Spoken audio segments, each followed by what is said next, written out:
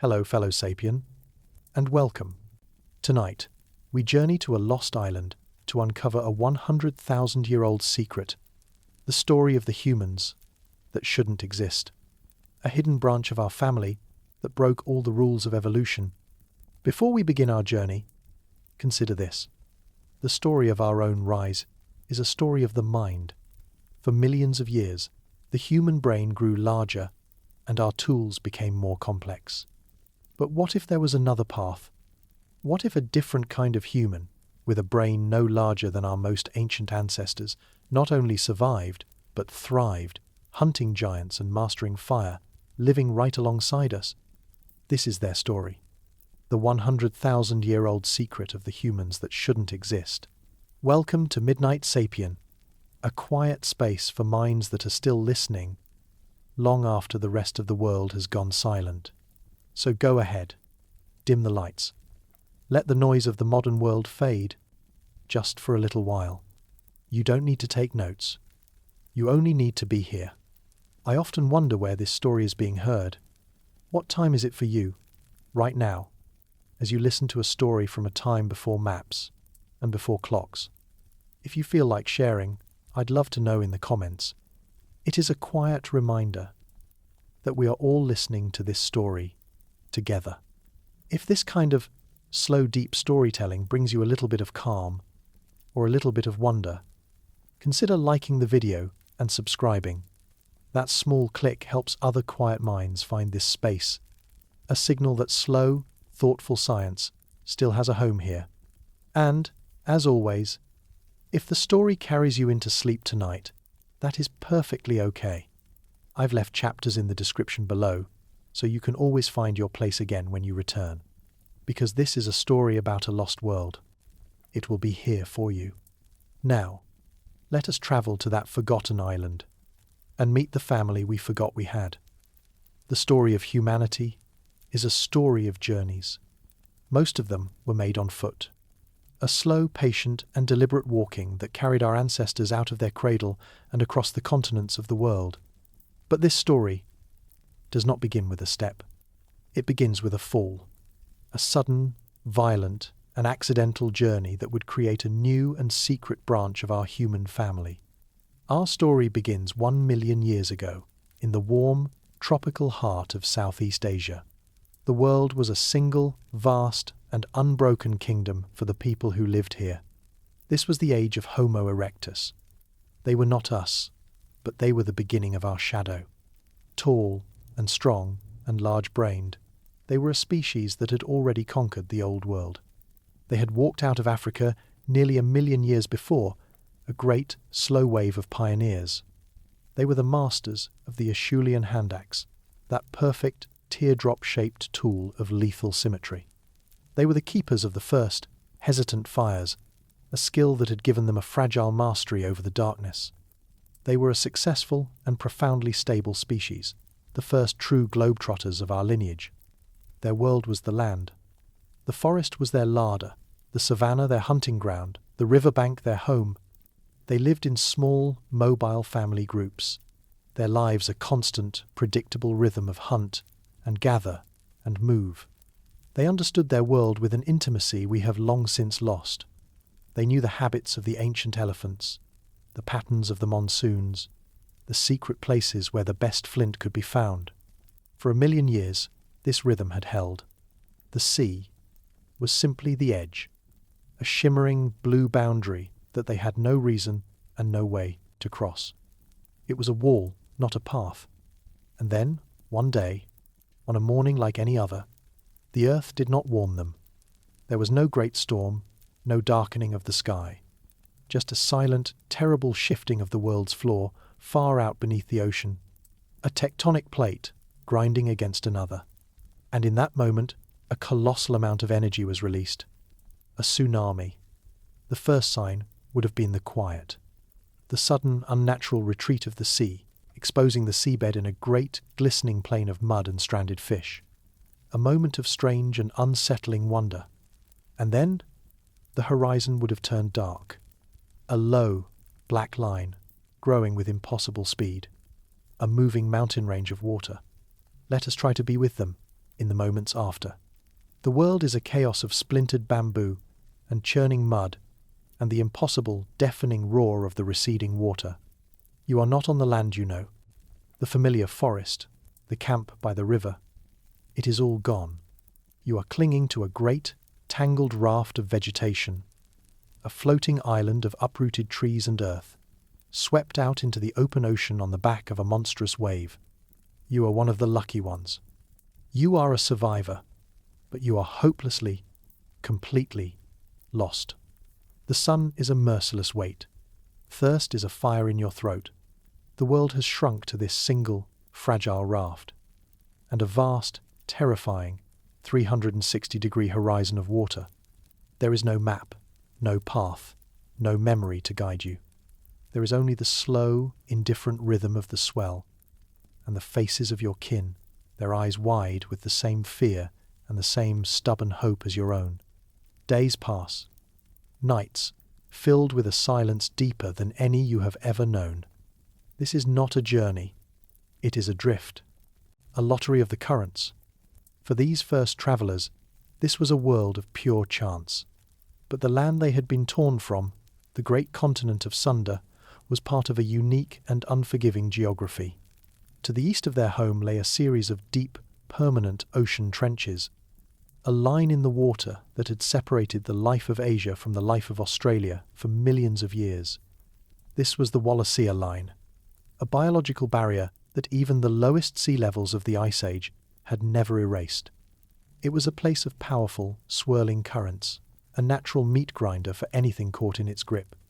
To cross it by accident, to be carried by a current across this deep, powerful channel, and not be swept away into the open Pacific, was a statistical miracle. And yet, it happened. After days, or perhaps weeks, adrift in that terrible silence, they would have seen it. A smudge of green on the horizon. Land. An island. The island of Flores. Imagine what that moment felt like. The frantic, desperate paddling, with hands and pieces of broken wood. The feeling of the raft grinding against a reef. And then, the solid, unmoving feel of the earth beneath your feet. A forgotten miracle. You have survived the impossible. You have been delivered from the water. You have found a new home.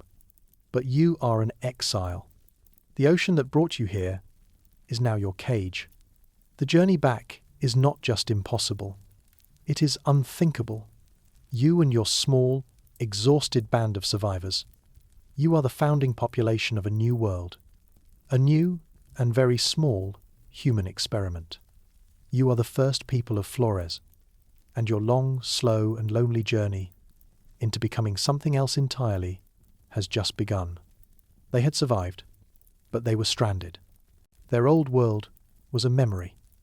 Their future was a small, green island. And this island, this beautiful, lonely prison, was a place of deep and ancient paradox. And that paradox was the first thing they would have learned. The island of Flores was both a paradise and a prison, a sanctuary and a cage. And this strange duality would be the force that shaped their people for the next million years. The first part of the paradox was the silence, a profound and unnatural quiet that would have been deeply unsettling to a species born in the predator-rich world of the African savanna and the bustling forests of Asia. On Flores, there were no lions, no saber-toothed cats, no tigers, no leopards, no bears, no packs of hyenas waiting in the shadows. For the first time in the long and fearful history of our lineage, a band of humans had stumbled into a world without the great mammalian monsters. Let us try to feel what that was like in those first years. The world you came from was a place of constant, low-grade fear. Every shadow was a question mark. Every rustle in the undergrowth was a potential threat. Your sleep was light, your senses always alert, your mind always calculating the risk of the waterhole, the danger of the narrow ravine. But here, that pressure begins to fade. For the first time in the history of your lineage, you can sleep on the open ground without the terror of being hunted in the night. You can leave your children to play by the riverbank without constantly scanning the horizon for the telltale flicker of a predator's tail in the tall grass. The ancient, coiled knot of vigilance in your gut, the knot that has been passed down from every ancestor you have ever had, begins to unclench. This island is safe. This was the paradise, a world without the constant, grinding pressure of being prey, a world where the greatest danger was not in the shadows of the forest. It was in the limits of the island itself. This was the prison. The island was small, an isolated speck of green in a world of blue. Its resources were finite. On the great continent of Asia, if the hunting was poor or the dry season was long, you could always move. You could walk over the next mountain range, into the next valley, and find a new world. The horizon was always an open promise. But here, there is nowhere else to go. The horizon in every direction is the same shimmering, impassable blue of the ocean. This island is the entire universe. And if the food runs out here, it runs out forever. This was the great evolutionary problem of Flores, a problem that would be solved not by walking, but by changing. And the world they had to learn was a strange one, a world of echoes and whispers of the mainland, a place where evolution had run a different kind of experiment. The creatures of Flores were a menagerie from a dream. The rules of size and scale that governed the rest of the planet had been broken and rewritten. Imagine seeing them for the first time. You are pushing through a thicket of giant ferns in a damp, volcanic valley, and you come face to face with an elephant. But it is an elephant from a folk tale. It is no taller than you are. Its back is level with your chest. It has the familiar, curving tusks and the great, leathery ears, but it is a perfect, miniature copy. This was Stegodon Floresiensis insularis, the dwarf elephant of Flores. They were the dominant herbivores of the island, moving in small family herds through the forests. Without predators to fear, and with a limited supply of food, they had, over millions of years, shrunk to a manageable size. An elegant, evolutionary solution to the problem of island life. And they were not the only giants in this small world. There were rats, but they were rats the size of house cats, with long, bushy tails. The giant Flores rat. In the absence of large carnivores, these small rodents had grown to fill an empty niche, becoming one of the island's primary consumers of seeds and fallen fruit. To see one scuttling through the undergrowth would have been a strange and unsettling sight. And in the skies above, there were storks.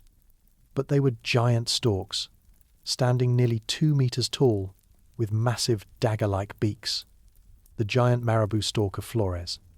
They were the great scavengers of the island, and perhaps even predators of the giant rats. They would have stood like silent, watchful sentinels in the wetlands, their great wingspans casting long shadows over the water. This was a world turned upside down, a place where the elephants were small and the rats were large. A fragile and beautifully strange equilibrium.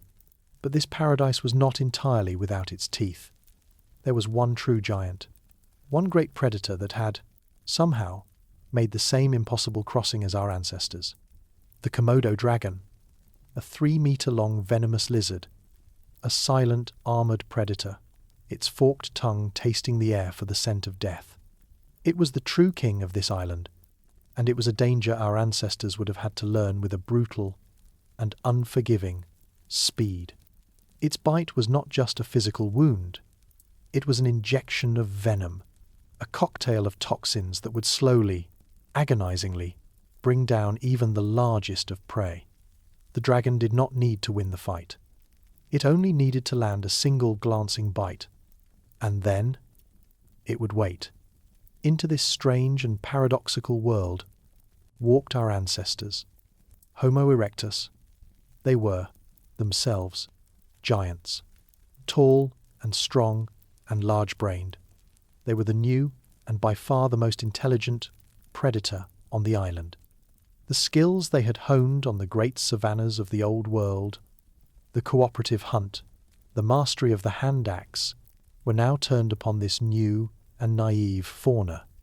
The dwarf stegodons, who had never known a predator that could think in the future, were now facing a creature that could set a trap and build a fire. The first people of Flores were successful. Archaeological sites on the island, like Martamenga, have revealed the bones of stegodons with the unmistakable cut marks of their stone tools, dating back hundreds of thousands of years. They had learned to hunt the strange giants of their new home. They had found a way to survive. They had established a foothold in this new world. But survival was not the only force at work. The island itself was working on them. The prison of limited resources, the absence of great predators, the absolute crushing isolation from the rest of the human world, this was a perfect evolutionary laboratory, and the experiment was about to begin.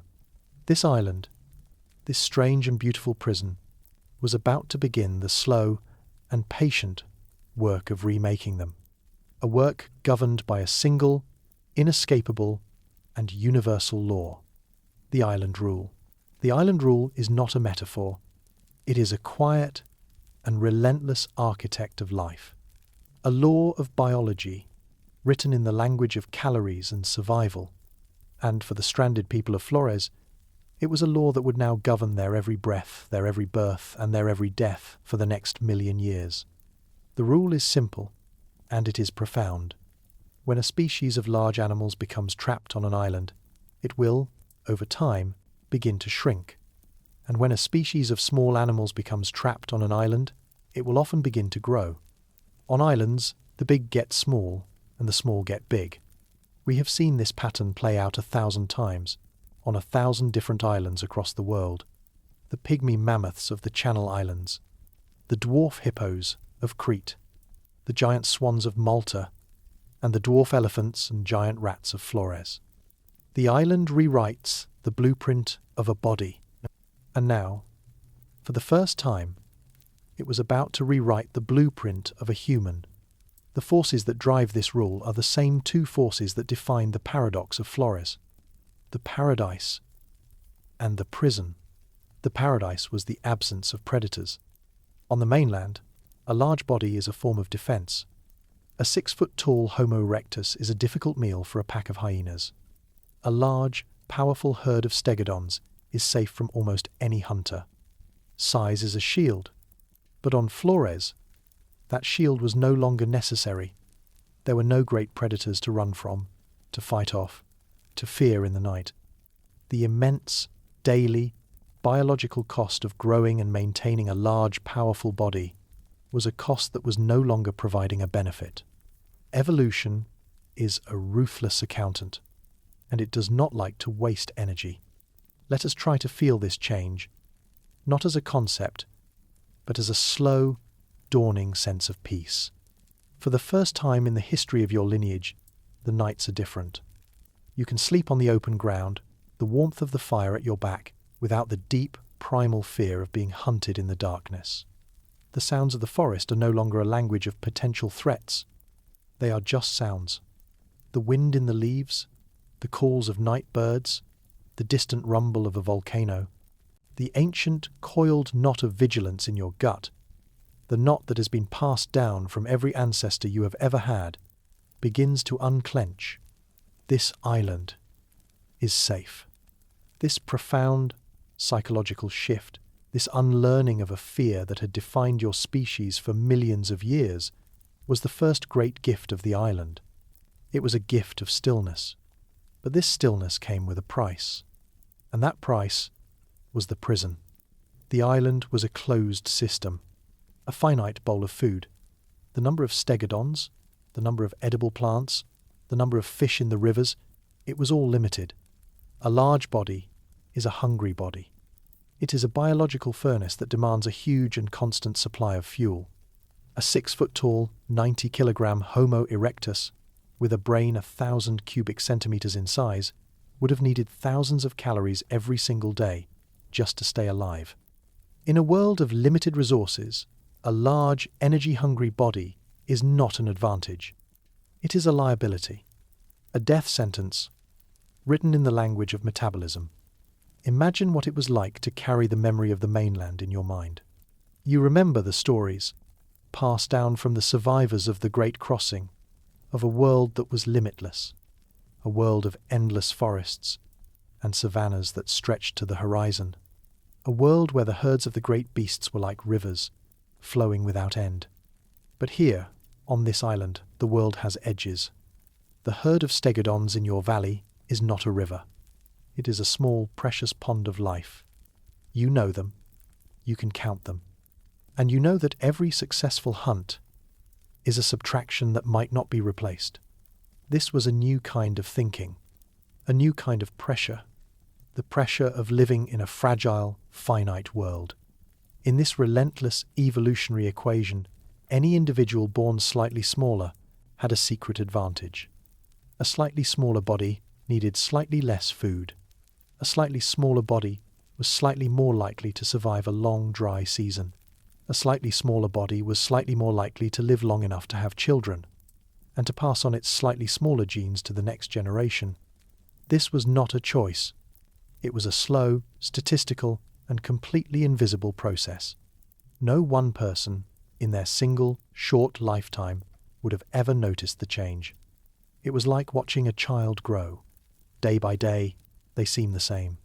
But then you look at a mark you made on the wall of the cave a year ago, and you realize they are a different person entirely. So it was with the people of Flores. Generation by generation, like a coastline slowly eroded by a gentle sea, they were becoming a different people. The descendants of the first, tall, powerful castaways were being sculpted by the island. The other side of the rule was also at work. The giant rats of Flores were a testament to the power of insular gigantism. On the mainland, a small body is an advantage for a rodent. It allows you to hide from predators. But on Flores, with no great cats or birds of prey to hunt them, the rats were free. And in this new, safe world, a larger body became an advantage. A larger rat could store more fat, could fight off its rivals, could claim the best territory. And so, just as the giants began to shrink, the small began to grow. The island was a great rebalancing, a slow and patient recalibration of life itself. And for the humans of Flores, this recalibration would go deeper than just their bodies. It would reach into the most sacred and defining part of our lineage, the brain. A large brain is the most energy-hungry organ in the body. Our own brains, making up just 2% of our body weight, consume over 20% of our daily energy. For Homo erectus, the cost would have been similar. And on an island where every calorie was a precious jewel, a large, expensive brain was a luxury that evolution could not afford. The ruthless accounting of the island rule began to ask a terrible question. How much mind do you really need to survive? And so, the most shocking and profound transformation of all began. The human mind itself began to shrink. This was not a journey into stupidity. It was a journey into a new and terrifying kind of efficiency. The brain was being rewired, reorganized, sculpted by the same ruthless logic that was shrinking their bones. It was the ultimate sacrifice, the surrendering of a part of their own cognitive fire in exchange for the simple, brutal gift of another generation. This was the inescapable fate of the people of Flores. They had survived the ocean. They had learned to hunt the strange beasts of their new home. They had mastered their small, beautiful, and lonely world. But they could not escape the island rule. The island was not just their home. It was their creator. It was the potter, and they were the clay. And the slow, patient, and relentless work of remaking them was just beginning. That work was not measured in lifetimes. It was not a project, or a plan, or a choice. It was a slow geological pressure applied to the soft and yielding material of human flesh. The island began to sculpt them, and its only tool was time. 100,000 summers, 100,000 winters, a span of time so vast it is almost meaningless to us. But to the slow, patient, and unwavering hand of evolution, it was just enough. The change was a whisper, a statistical drift so subtle that no one living through it could have ever perceived it. It happened in the quiet moments of survival. In a season of drought, when the dwarf stegodon herds moved to higher ground, and the fruit on the trees withered before it could ripen. In this moment, the hunter, with a slightly smaller body, a slightly slower metabolism, burned a few less calories each day. And that tiny, insignificant saving of energy was the difference between seeing the next sunrise and not. They were the ones who lived. They were the ones who passed their genes and their slightly smaller blueprint onto their children. It happened in the moments of birth. A woman with a slightly smaller frame gave birth to a slightly smaller child, and that child, in the lean months after weaning, required a little less food to survive. It was a brutal and completely unsentimental form of accounting. The island was the great filter, and it was a filter that consistently and relentlessly favoured the small. Let us try to feel this, not as a grand theory, but as a single human life. Imagine you are one of them, born 50,000 summers after the first arrival. The world you know is stable, and it is eternal. The stories of the elders speak of the first people, the giants who came from the sea. You have seen their great, heavy hand axes, the ones that are too large for your own hands to comfortably hold, now used as ceremonial objects or as anvils for cracking nuts. You have heard the stories of their height, of a time when people were as tall as the young bamboo. But these feel like myths, like tales of a lost, heroic age. The world you live in is a world of smaller people. Your father is your height. Your mother is your height. The people of your band are your height. The idea that your entire people are shrinking is not a thought that could ever occur to you, because from the inside, the slow, grinding work of evolution is completely invisible. The world feels unchanging, and that is the quiet genius of the island rule. It rewrites the book of life, so slowly that the letters themselves never seem to move. But they were moving, generation by generation. The people of Flores were becoming more gracile. Their bones, once thick and heavy like those of Homo erectus, were becoming lighter, thinner. Their legs, built for striding across the great savannas of the Old World, were becoming shorter, better suited for navigating the dense, tangled undergrowth of the island's forests. Their whole bodies were being recalibrated, fine-tuned, to the specific and unforgiving demands of their small world. This was not a weakening. It was a specialization, a long, slow, and brilliant adaptation to the only world that mattered, and their technology was changing with them. The great, heavy, Acheulean hand axes of their ancestors were impractical now. They were too large for their smaller hands, and too clumsy for hunting the smaller, more agile prey of the forest, or the giant rats that darted through the undergrowth. A hand axe is a tool of brute force, but this new world demanded a different kind of intelligence. It demanded precision, and so their tools began to shrink as well. The stone flakes they made became smaller, sharper, more specialized. They developed a toolkit of points, scrapers, and blades that were light, efficient, and easy to produce. They were moving away from the monumental effort of the hand axe and toward a toolkit that valued efficiency and portability and a delicate, lethal touch. They were, slowly and unconsciously, inventing the toolkit that would one day be found beside the bones of their final descendants. A toolkit that would baffle the modern world. The coevolution of a body and its technology, a dance of hand and stone, playing out over 1,000 centuries. Their social world, too, was likely being reshaped by the island's logic. On the mainland, Homo erectus bands were small and mobile, their social lives defined by the constant movement of the hunt. But on Flores, in this world of limited space and predictable, if not abundant, resources, they may have become more territorial. The band that controlled the best hunting valley, the cave with the driest floor, the river with the most reliable fish, had a powerful advantage. Their social maps, once vast and fluid, would have shrunk and hardened. The concept of our land versus their land, a concept born from scarcity and permanence, may have taken root here for the first time in their long history. This was not a world of grand wars or shifting empires. It was a world of small, quiet boundaries. A stream, a ridge, a stand of bamboo, boundaries that were understood and respected, and perhaps sometimes defended. And what of their minds? Did they know what was happening to them?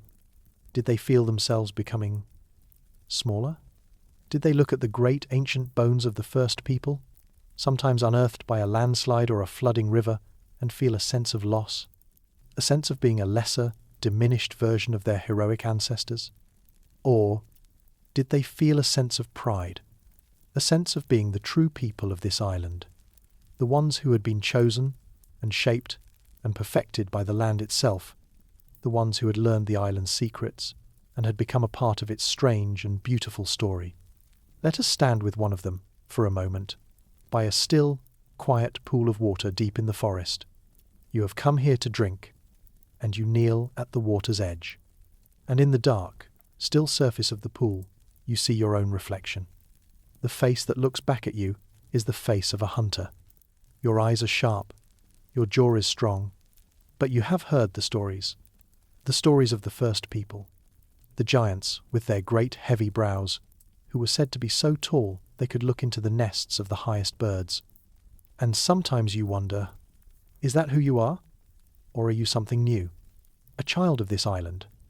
A person made of the forest, and the rain, and the strange, quiet magic of this small, forgotten world? The reflection does not answer. It only looks back with your own curious eyes. For 100,000 summers, this slow, quiet work continued. The great, continental story of Homo erectus was over, and a new and stranger island story had begun. It was a story written not in great migrations or dramatic conquests, but in the subtle millimetre by millimetre shrinking of a bone, in the slow and patient reshaping of a people.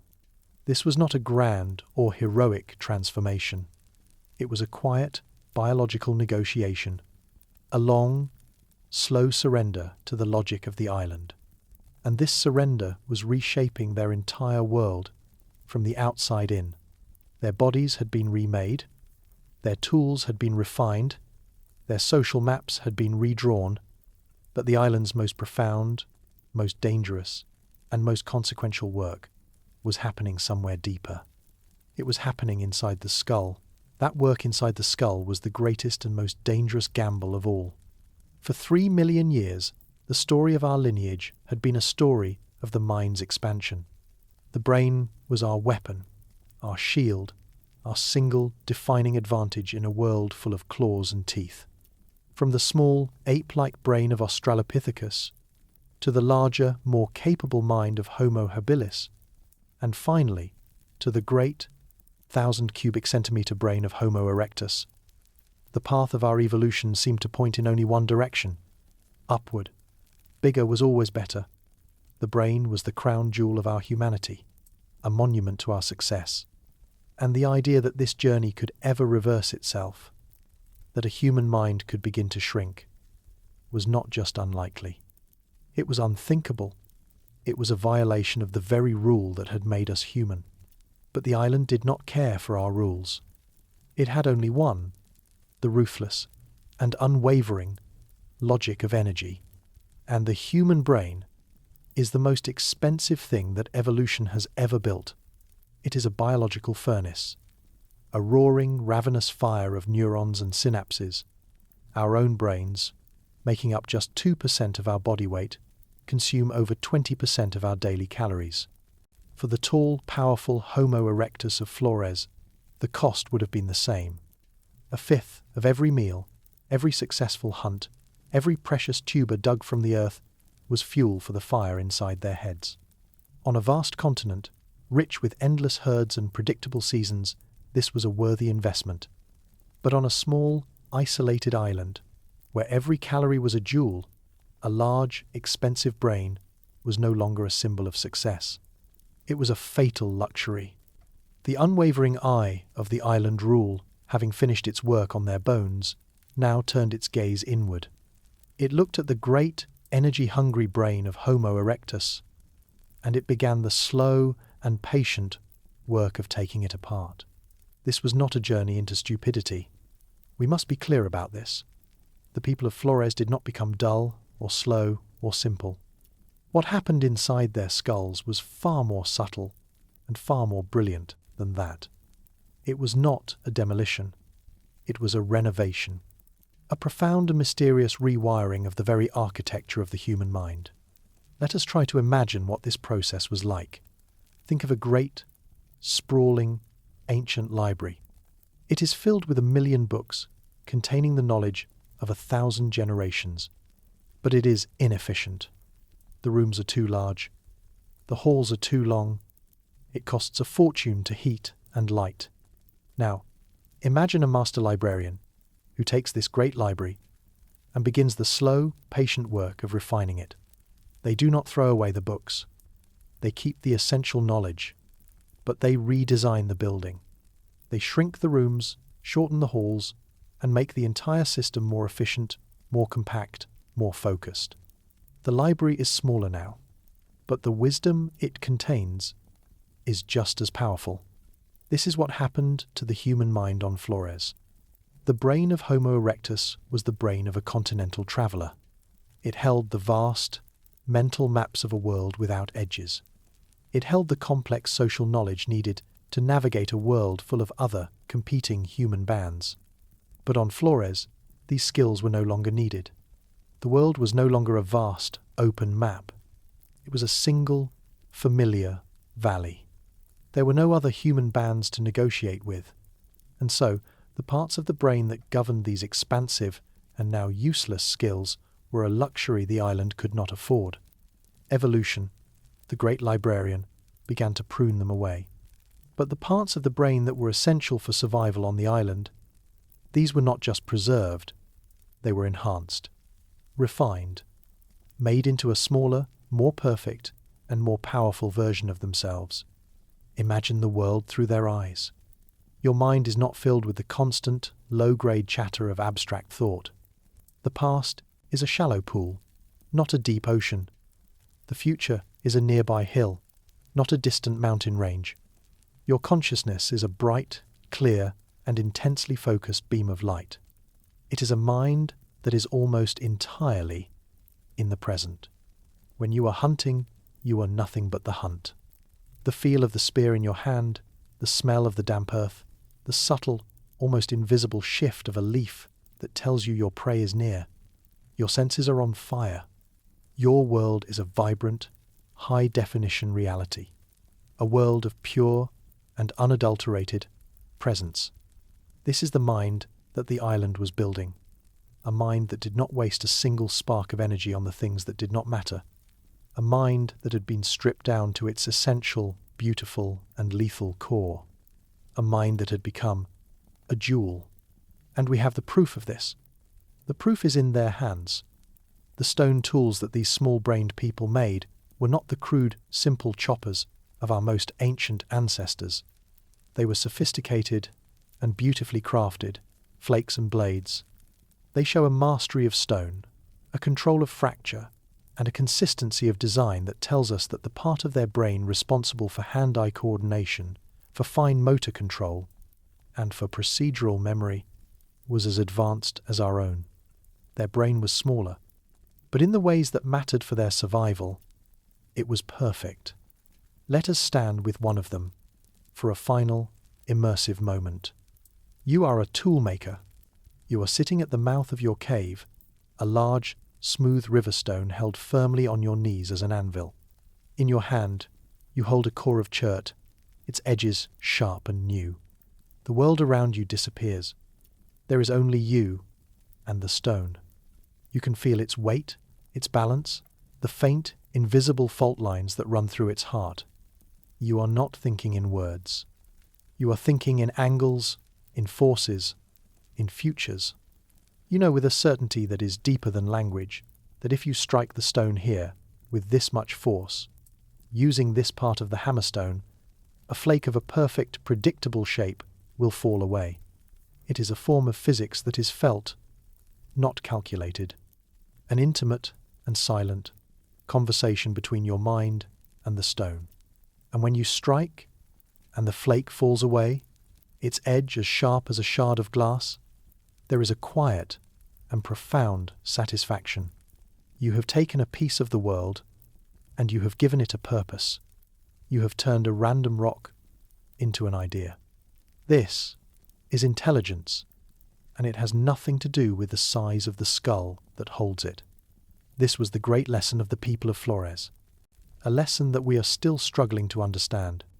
They were a living refutation of our most cherished and most arrogant assumption, the assumption that the story of humanity is a simple, linear march toward a bigger brain. They were the proof that there is more than one way to be human. That evolution is not a ladder. It is a great, branching tree, and some of its most beautiful and most mysterious branches grew in the quiet and the darkness of a small, forgotten world. The island had finished its work. The long, slow, and mysterious process of transformation was complete. The scaffolding of their ancient, erectors past had been taken down, and what stood in its place was a new and final form, a new kind of human, and what emerged from that long, slow, and secret work was not a lesser human. It was a different one. The transformation was complete. The great continental epic of Homo erectus had ended on this small, forgotten island, and in its place, a new story, a new kind of person, had been born. A human species, perfectly and beautifully sculpted by the hand of its island home. We call them Homo Floresiensis, but the world would come to know them as the Hobbit. For hundreds of thousands of years, they were the undisputed masters of Flores. They were no longer the tall, lanky castaways who had washed ashore 1,000,000 years before. They were a people made of the island. They stood just over 1 meter tall, their bodies a compact and powerful engine of survival. Their legs were short, their arms surprisingly long, their feet unusually large and flat. They were fully upright, their bodies a strange and beautiful mosaic of ancient and modern traits, a living puzzle box of evolution. This was not a disease or a deformity. This was success. This was the final, elegant solution to the long, unforgiving problem of island life. Their world was a small one, but they knew it with an intimacy that we can no longer imagine. They knew the secret paths that wound through the dense, volcanic jungle. They knew the seasons of the giant rats and the nesting grounds of the giant storks. They knew which of the strange new plants could be eaten and which could kill.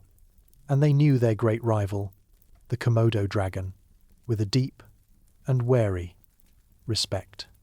They were not struggling survivors, living on the edge of extinction. They were the long-established people of this land, the inheritors, and their lives were a rhythm of quiet and competent daily existence. Let us try to see the world from their height. Let us step into the forest with them. The world is a vertical place. The great ferns, which to a taller human would be waist-high, are a forest of green umbrellas above your head. The gnarled roots of the ancient trees are like climbing walls. The world of the canopy, with its strange birds and buzzing insects, is a distant foreign country. Your world is the world of the forest floor, a world of shadows and damp earth, and the rustle of unseen things in the undergrowth. Your large, flat feet give you a stable, solid connection to the ground. Your long arms are not just for walking, they are for balance, for climbing, for reaching into the hollows of trees to find grubs or honey. You are not a stranger in this world. You are a part of it. You move through it with a quiet confidence, your senses alive to every sound, every smell, every subtle shift in the light. This was their kingdom, and they ruled it not with size, but with intelligence. An intelligence that was not like ours, perhaps. An intelligence that did not waste energy on grand abstractions or distant futures, but it was an intelligence that was perfectly suited to their world. It was the intelligence of the master craftsperson, the deep, procedural knowledge of how to turn a piece of stone into a perfect tool. It was the intelligence of the cooperative hunter, the ability to work together, to plan, to anticipate the movements of an animal many times your own size. And it was the intelligence of the social being, the ability to live together, to share food, to care for the young and the old, to build a community that could endure for 1,000 generations. Imagine what their community was like. You live in a small, tight-knit band of perhaps 20 or 30 individuals. You know every person by name, by the sound of their voice, by the way they laugh. Your life is a web of shared responsibilities. The hunters bring back the meat. The gatherers bring back the roots and the fruits. The tool makers shape the stone. The firekeepers tend the flame. And the elders, they hold the most precious thing of all. The stories, the memory of the band, they are the living library of your people. Their minds, though smaller, were still human minds. They would have felt love, grief, jealousy, joy. They would have formed deep and lasting social bonds. The care and effort it would have taken to raise a child in this world, to teach them the thousands of skills needed to survive. This speaks to a capacity for nurturing, for patience, for a kind of love that is as ancient as our lineage itself. They would have mourned their dead. We have not yet found their graves. But it is impossible to imagine that a people so intelligent, so social, would have simply left their kin to the scavengers. Their farewells are a secret the island has not yet given up. At night, you gather in the great open mouth of a cave. The fire is a warm, orange heart in the centre of the darkness. The sounds of the jungle press in from all sides. But here, in the circle of the firelight, you are safe. And an elder begins to speak. They tell the story of the first people, the giants who came from the sea. They tell the story of the great dragon who lives in the high volcanic mountains. They tell the story of the trickster, the giant rat, who stole the moon. These are not just stories. They are the sacred texts of your people. They are the map of your world and of your soul. And as you listen, you feel a deep and quiet sense of belonging. You are a person of Flores, and this is your home. For hundreds of thousands of years, this small and perfect world held. The seasons turned, the volcanoes rumbled, the children were born, the elders died, and the quiet and competent people of Flores endured.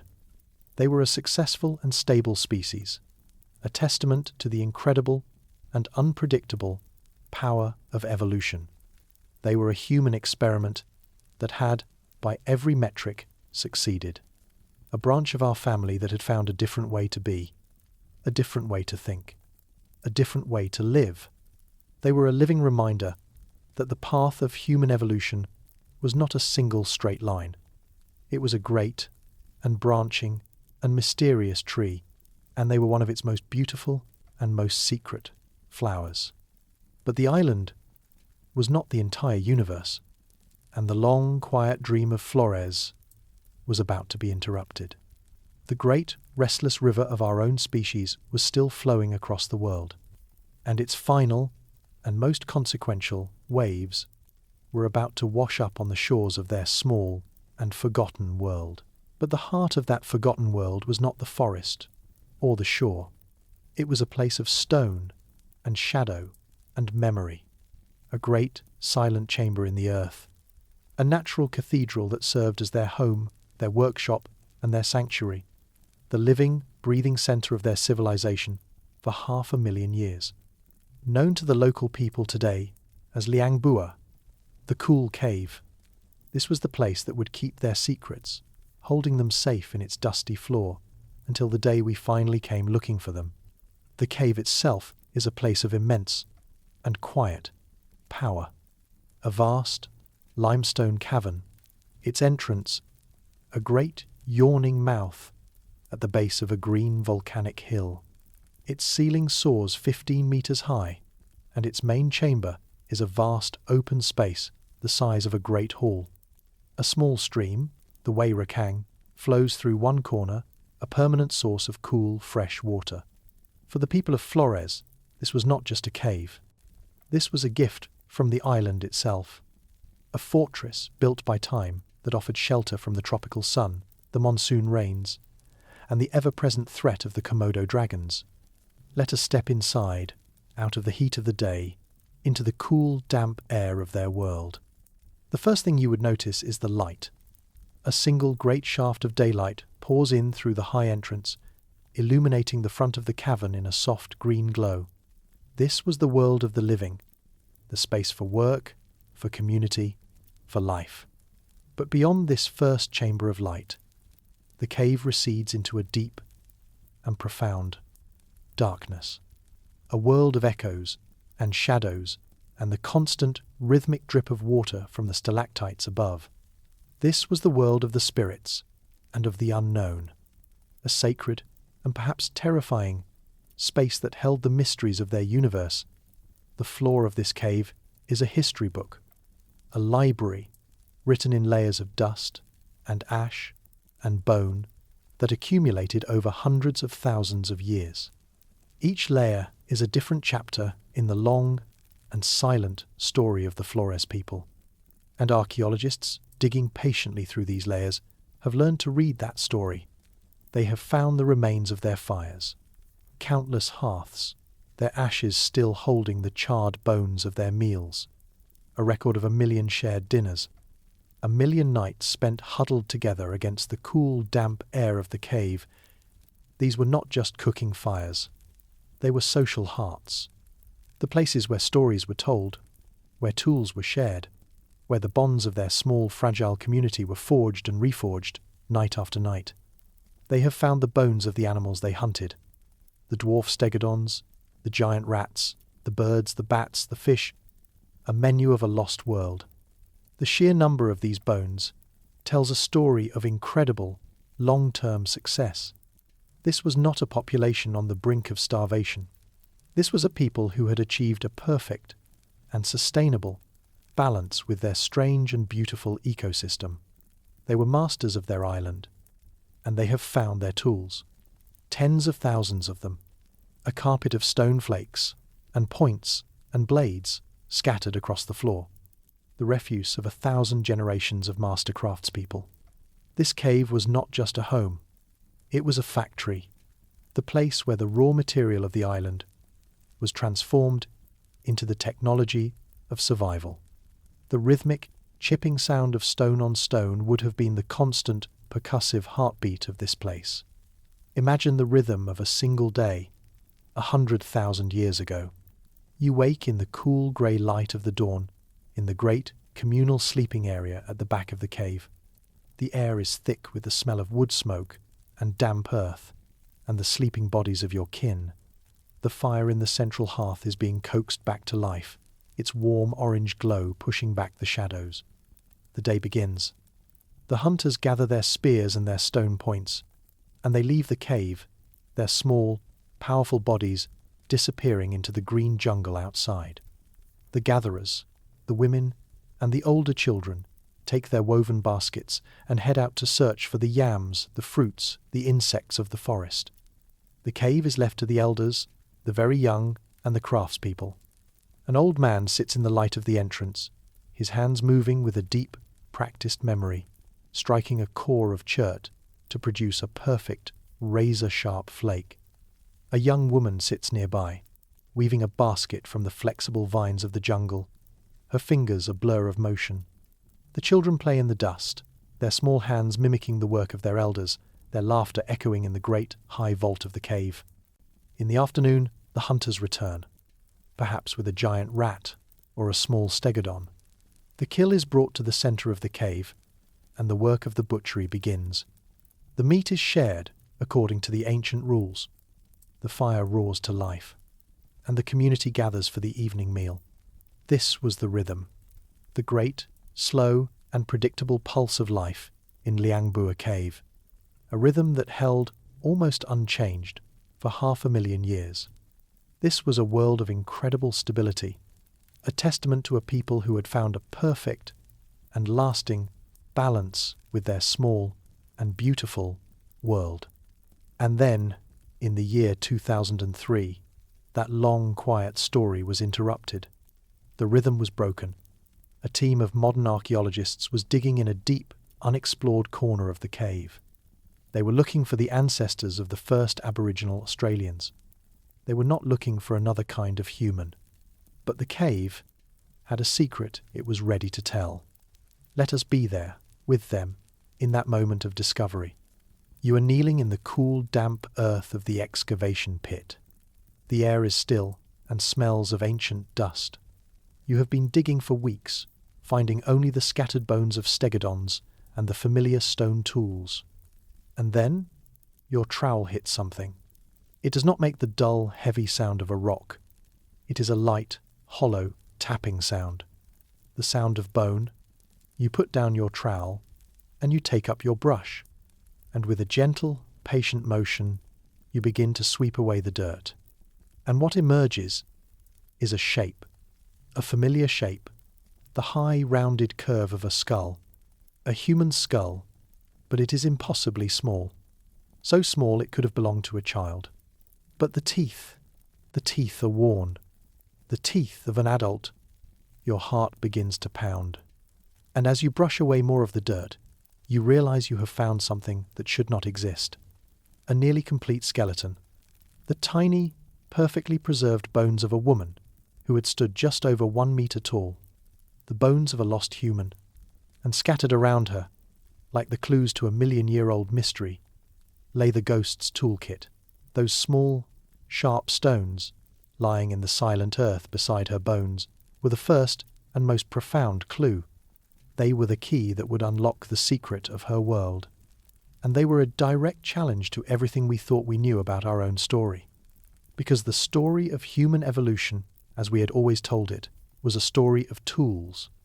A story in which the hand and the mind evolved together. A bigger brain meant a better tool. A better tool meant a bigger brain. It was a simple, elegant, and powerful idea. And the tiny skeleton in the floor of Liang cave was about to shatter it forever. The tools found with the first Hobbit skeleton and throughout the layers of the cave were a paradox. They were not the crude, simple choppers of our most ancient, small-brained ancestors. Nor were they the great, heavy, and brutally effective hand axes of Homo erectus. They were something else entirely. A sophisticated and surprisingly delicate toolkit of flakes, points, and blades. A technology that was, in many ways, as advanced as that of the fully modern Homo sapiens who were living at the same time on the other side of the world. This was the great enigma, the profound and deeply unsettling question that the cave had given us. How could a human with a brain the size of a chimpanzee be making tools with the skill and precision of a modern human? It was a question that would ignite a firestorm of debate in the scientific world. A question that we are still struggling to fully answer. Let us try to understand this toolkit not as a collection of artifacts, but as a collection of ideas, as a library of knowledge written in stone. The first thing you would notice is the choice of material. The people of Flores were master geologists. They knew their island with an intimate and practical knowledge. They knew where to find the best volcanic stone, the chert, and the chalcedony that was fine-grained and hard, and would hold a razor-sharp edge. They would travel for days to reach these sacred quarries, these places where the island gave up its best secrets. This was not a random gathering of river pebbles. This was a deliberate and planned act of resource management. And then there was the craft itself. The tools were made using a technique of sophisticated and controlled flaking. They would take a prepared stone core, and with a series of precise and skillful blows, they would strike off a flake of a perfect and predictable size and shape.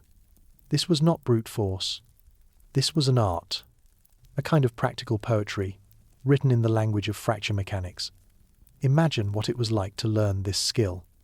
You are a child, and you are sitting at the feet of an elder in the cool green light of the cave mouth. The elder holds a stone core in one hand and a smooth, heavy hammerstone in the other. They do not speak in words. The lesson is taught in a different language, the language of the body. You watch their hands, the angle of their wrist, the precise and practiced economy of their movements. You watch as they turn the core, feeling its weight, its balance, reading the invisible lines of force that run through it. And then they strike. A sharp, clear, cracking sound that echoes in the great, high vault of the cave, and a perfect, leaf-shaped flake falls away. Its edges are so sharp they can slice through hide as if it were water. The elder hands you the hammerstone, and now it is your turn. For years your hands will be clumsy, your flakes will be thick and crude and useless, but you will watch and you will practice, and one day you will feel it. The moment when the stone speaks to you, the moment when your hand knows, without thinking, exactly where and how to strike. In that moment, you are not just a tool maker. You are a keeper of the flame, a single, living link in a chain of knowledge that stretches back 1,000,000 years. The toolkit they made was a testament to their intelligence. It was a toolkit of 1,000 different uses. There were the small, sharp points that were hafted onto wooden shafts to make spears, the primary weapons for the hunt. There were the sharp-edged flakes that were used as knives, for butchering the kill, for slicing meat, for shaping wood. There were the scrapers, with their rounded, durable edges, used for the long, laborious work of cleaning the fat and the flesh from an animal hide. And there were the tiny, delicate, and razor-sharp piercers, or awls, used for the fine work of punching holes in a hide to be stitched together with sinew. This was not the toolkit of a simple, brutish creature. This was the toolkit of a people who had solved every problem their small and challenging world had thrown at them. A people who had achieved a perfect and lasting balance between their minds, their hands, and their land. And this toolkit was the proof, the undeniable and deeply challenging evidence that the size of a brain is not the same thing as the quality of a mind. The Hobbit's brain was small, but it was not a primitive brain. It was a different brain, a jewel, a masterpiece of evolutionary efficiency, a mind that had been stripped of all the unnecessary and energy-hungry baggage of its large-brained ancestors and had been refined into a small, powerful, and intensely focused engine of practical intelligence. This discovery sent a shockwave through the world of paleoanthropology. It challenged our most cherished and most arrogant assumption, the assumption that the story of human evolution was a simple, linear march toward our own magnificent and oversized brains. The Hobbit was a living refutation of that idea, a quiet and powerful voice from a lost world, whispering a humbling and important truth, the truth that there is more than one way to be human, that evolution is not a ladder, that we are not standing on the top rung. It is a great and branching and mysterious tree, and some of its branches lead to worlds that we are only just beginning to imagine. The toolkit of the Flores people was not a primitive echo of our own. It was a parallel masterpiece, a different solution to the same ancient problem of survival, and it is a quiet and profound reminder that the story of human intelligence is far richer and far stranger than we have ever been told. But the proof of their intelligence was not just in the tools they made, it was in how they used them. It was in the ghosts of the great beasts that they hunted and butchered and brought back to their cool, dark cave. It was in the story of the hunters of giants. That story of the hunt was the central epic of their lives. It was the great and dangerous and sacred drama that played out, day after day, in the forests and grasslands of their small island world. Because the people of Flores, these small 1-meter-tall humans, with their jewel-like minds and their delicate stone tools, were giant slayers. They were the hunters of the dwarf stegodons. And this fact, perhaps more than any other, is a testament to their incredible courage, their sophisticated intelligence, and their profound and unwavering social bonds. To stand before a dwarf stegodon was not to stand before a small animal.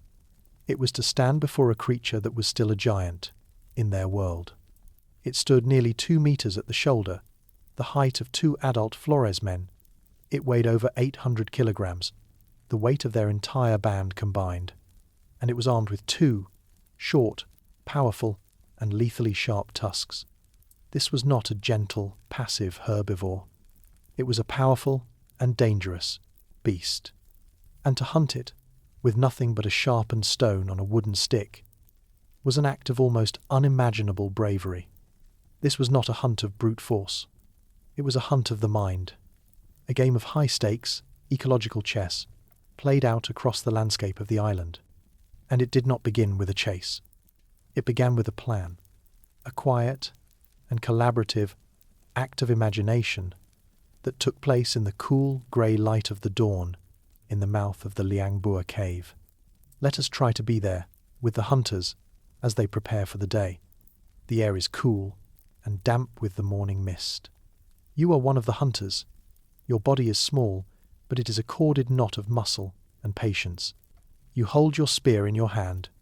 The shaft is made from the straight, strong wood of a jungle tree, hardened in the fire and polished smooth with sandstone.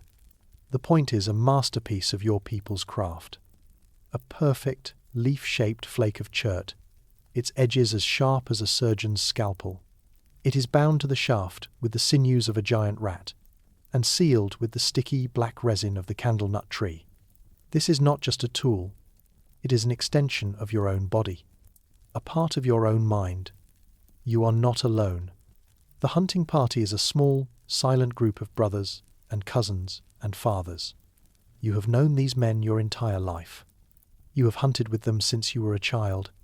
You know their strengths, their weaknesses, the sound of their breathing in the silence of the forest. You do not need to speak in words.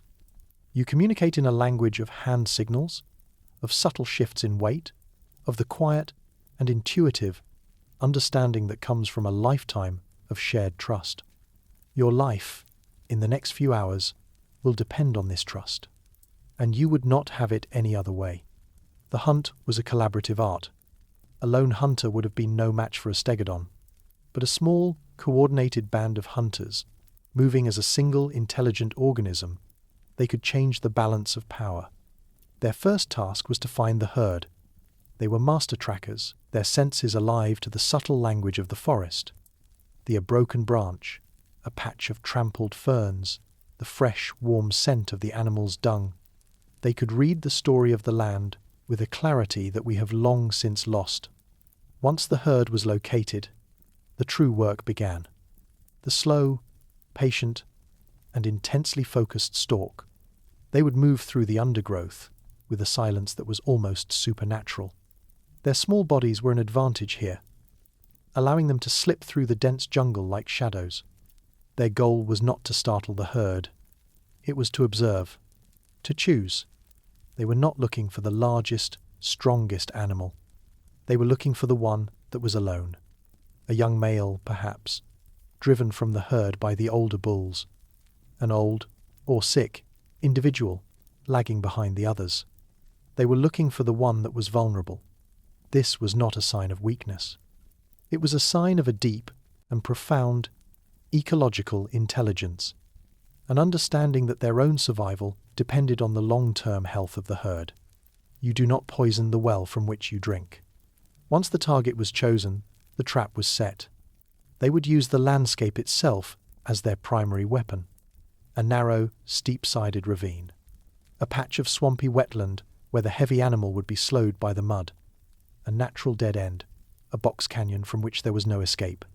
They would spend hours, perhaps even days, subtly and patiently, maneuvering the chosen animal toward this place. A sudden noise here, a flicker of movement there, a gentle and persistent pressure that would guide the great beast toward its doom without it ever knowing it was being hunted at all. And then, the final act. The moment when the hunters revealed themselves, they would emerge from the shadows, their spears held low, and they would not charge. They would surround. A closing circle of small, intelligent, and deadly predators. Let us be there, in that final, terrifying moment. You are part of that circle.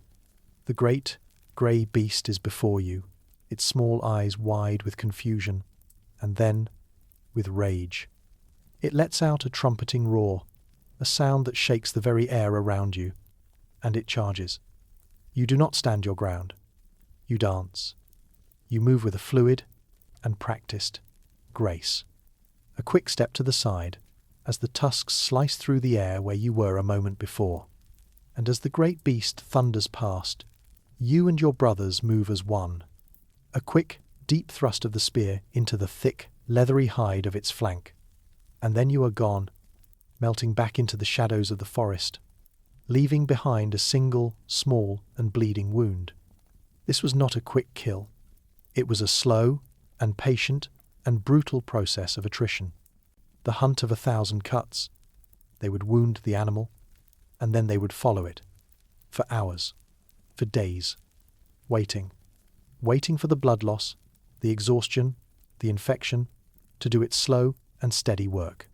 They were not just hunters. They were the patient and unwavering agents of a slow death. And when the moment came, when the great beast finally stumbled and fell to its knees, its breath coming in ragged, steaming gasps, they would close in.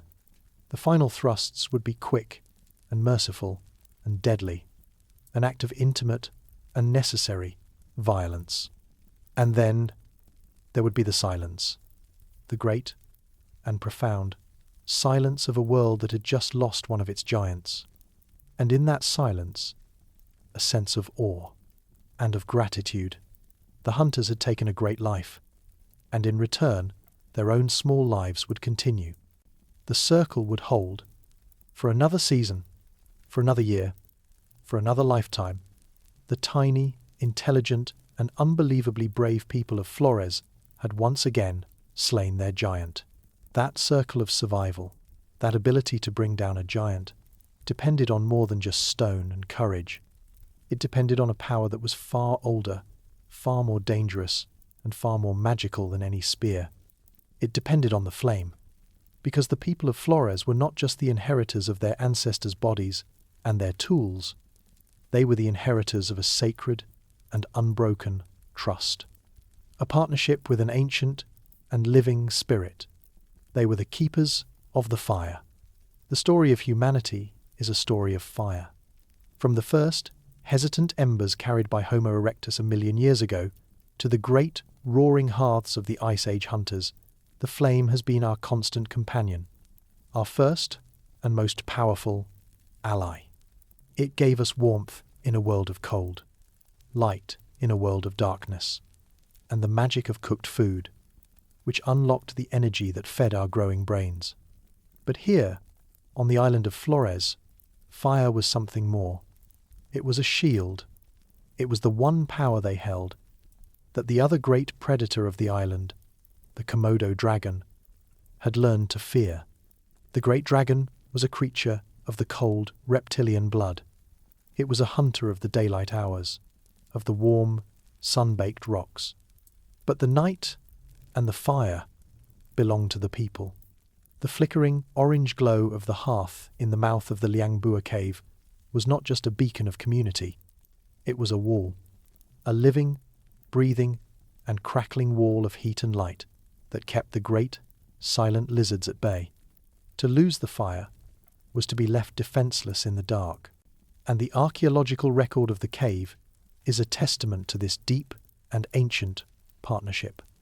The floor of Liang is a library of ash, layer upon layer of compacted ash and charcoal, the remains of countless hearths built one on top of the other for hundreds of thousands of years. This was not a place where fire was an occasional visitor. This was a place where the fire never died. Let us try to feel what it was like to be a part of that tradition. You are a child, and your first memory is of the fire, the warmth of it on your skin on a cool, damp morning, the way the smoke rises in a great grey column to the high, dark ceiling of the cave, the sound of its voice, the gentle hiss of the green wood, the sharp, angry crackle of the dry. The fire is not a tool. It is a member of your family, the oldest and most powerful and most respected elder of your band, and your first and most important lesson in life is how to feed it. You learn to recognize the best wood, the dry, hard branches that will burn slow and hot. You learn to gather the nuts of the candlenut tree Their oily kernels are perfect fuel for a long, steady flame. You learn to render the fat from the stegodon, a precious and sacred fuel that is saved for the wettest, coldest nights. And you learn the art of keeping the ember, the sacred duty of the firekeeper, the one who ensures that a piece of yesterday's fire is always alive to greet the dawn of tomorrow. This is not a chore. It is a sacrament, a daily and lifelong act of reverence. The fire was their shield, but it was also their kitchen. The charred bones of the stegodons and the giant rats are found in and around these ancient hearths. The people of Flores were not just eating meat, they were cooking it. This simple, transformative act was a key to their survival. Cooking breaks down the tough fibers and proteins in raw meat, making it easier to digest and unlocking a huge new source of energy. It kills the parasites and the bacteria that can make raw meat a deadly gamble, and it transforms the taste, the texture, the very essence of the food. The communal meal, cooked on a shared hearth, was the central, life-giving ritual of their society. Imagine the scene at the end of a successful hunt. The hunters have returned, their small bodies weary, but their faces filled with a quiet pride. The kill is butchered, the meat shared among the families, and the fire roars to life. The smell of roasting meat fills the great, open chamber of the cave. It is a smell that speaks of success, of community, of the deep and simple joy of a full belly. The children, their eyes wide in the firelight, watch as the elders take the first, honoured pieces of the roasted meat. This is not just a meal, it is a celebration. A communion, a moment of shared gratitude for the gift of the animal and the gift of the fire. And the fire was their workshop. It was a tool that allowed them to shape their world in 1,000 different ways. They used it to harden the tips of their wooden spears, turning a simple, sharpened stick into a lethal, fire-tempered weapon.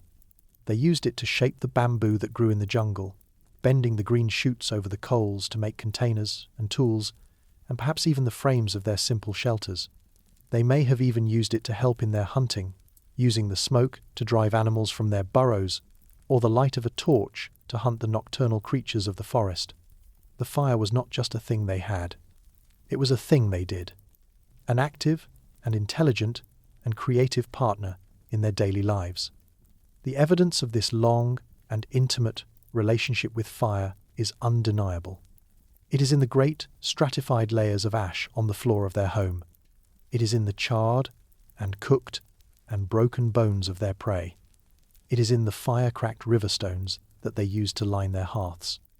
But the deepest proof of their mastery of fire is in their own survival. For a small and relatively defenseless human to survive for 1,000,000 years in a world inhabited by giant, venomous lizards is a profound and difficult question. And the answer, in large part, is fire. The fire was their great equalizer, the one power they held that allowed them to carve out a safe and lasting and human space in a world that was not built for them.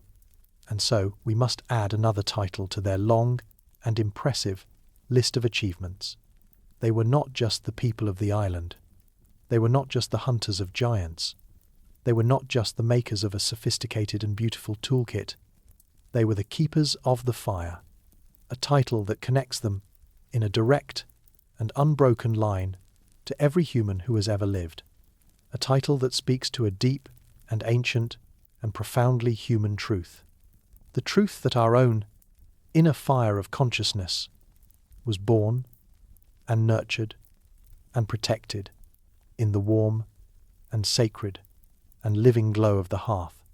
But the world they lived in, this small and balanced and ancient world, was a world of more than just people and giants and fire.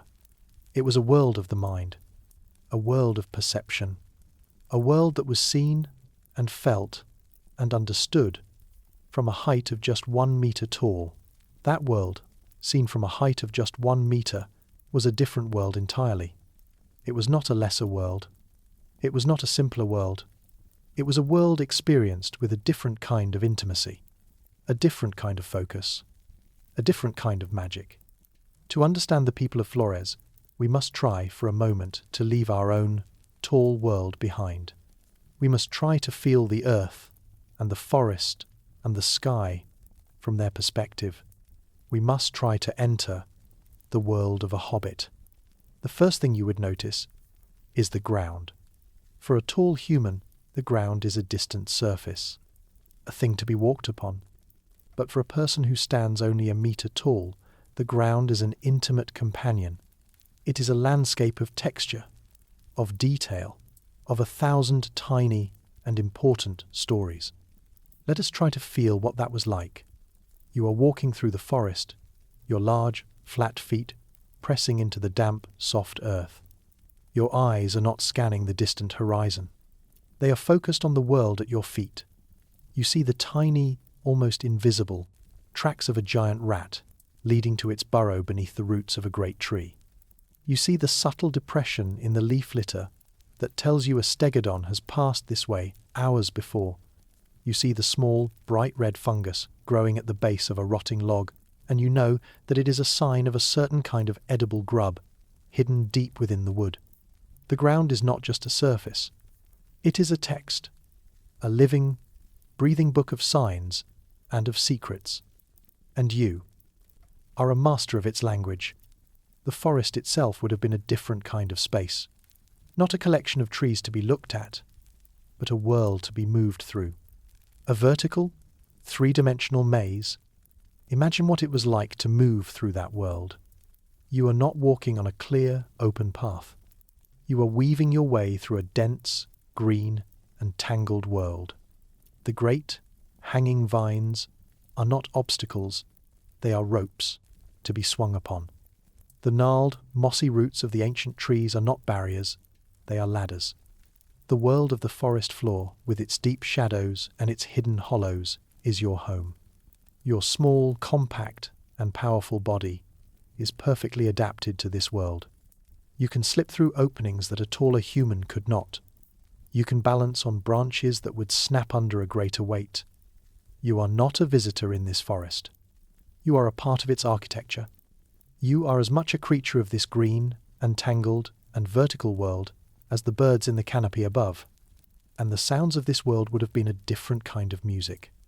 Your ears, closer to the ground, are alive to the subtle and important sounds of the forest floor. The rustle of a giant rat in the undergrowth, the soft, almost silent footfall of a Komodo dragon, the gentle, rhythmic chewing sound of a stegodon, hidden in a thicket of ferns just a few meters away. This is not noise. This is information, a constant and vital stream of data that tells you where the food is and where the danger is. Your mind is a map of sounds, a living, breathing, and constantly updating symphony of survival. But perhaps the most profound difference was in their relationship with the other creatures of their world. To live as a small person in a land of dwarf giants was to live in a world that was not built to your scale. It was a world that demanded a certain kind of humility, a certain kind of respect. Let us try to feel what that was like. You are gathering yams at the edge of a forest clearing, and a herd of dwarf stegodons emerges from the trees. They are not a threat, they are not a meal. They are simply a presence, a great and powerful and ancient force of nature. They move past you with a slow and ponderous and completely indifferent grace. The ground trembles slightly under their weight. You stand perfectly still. You are not their master.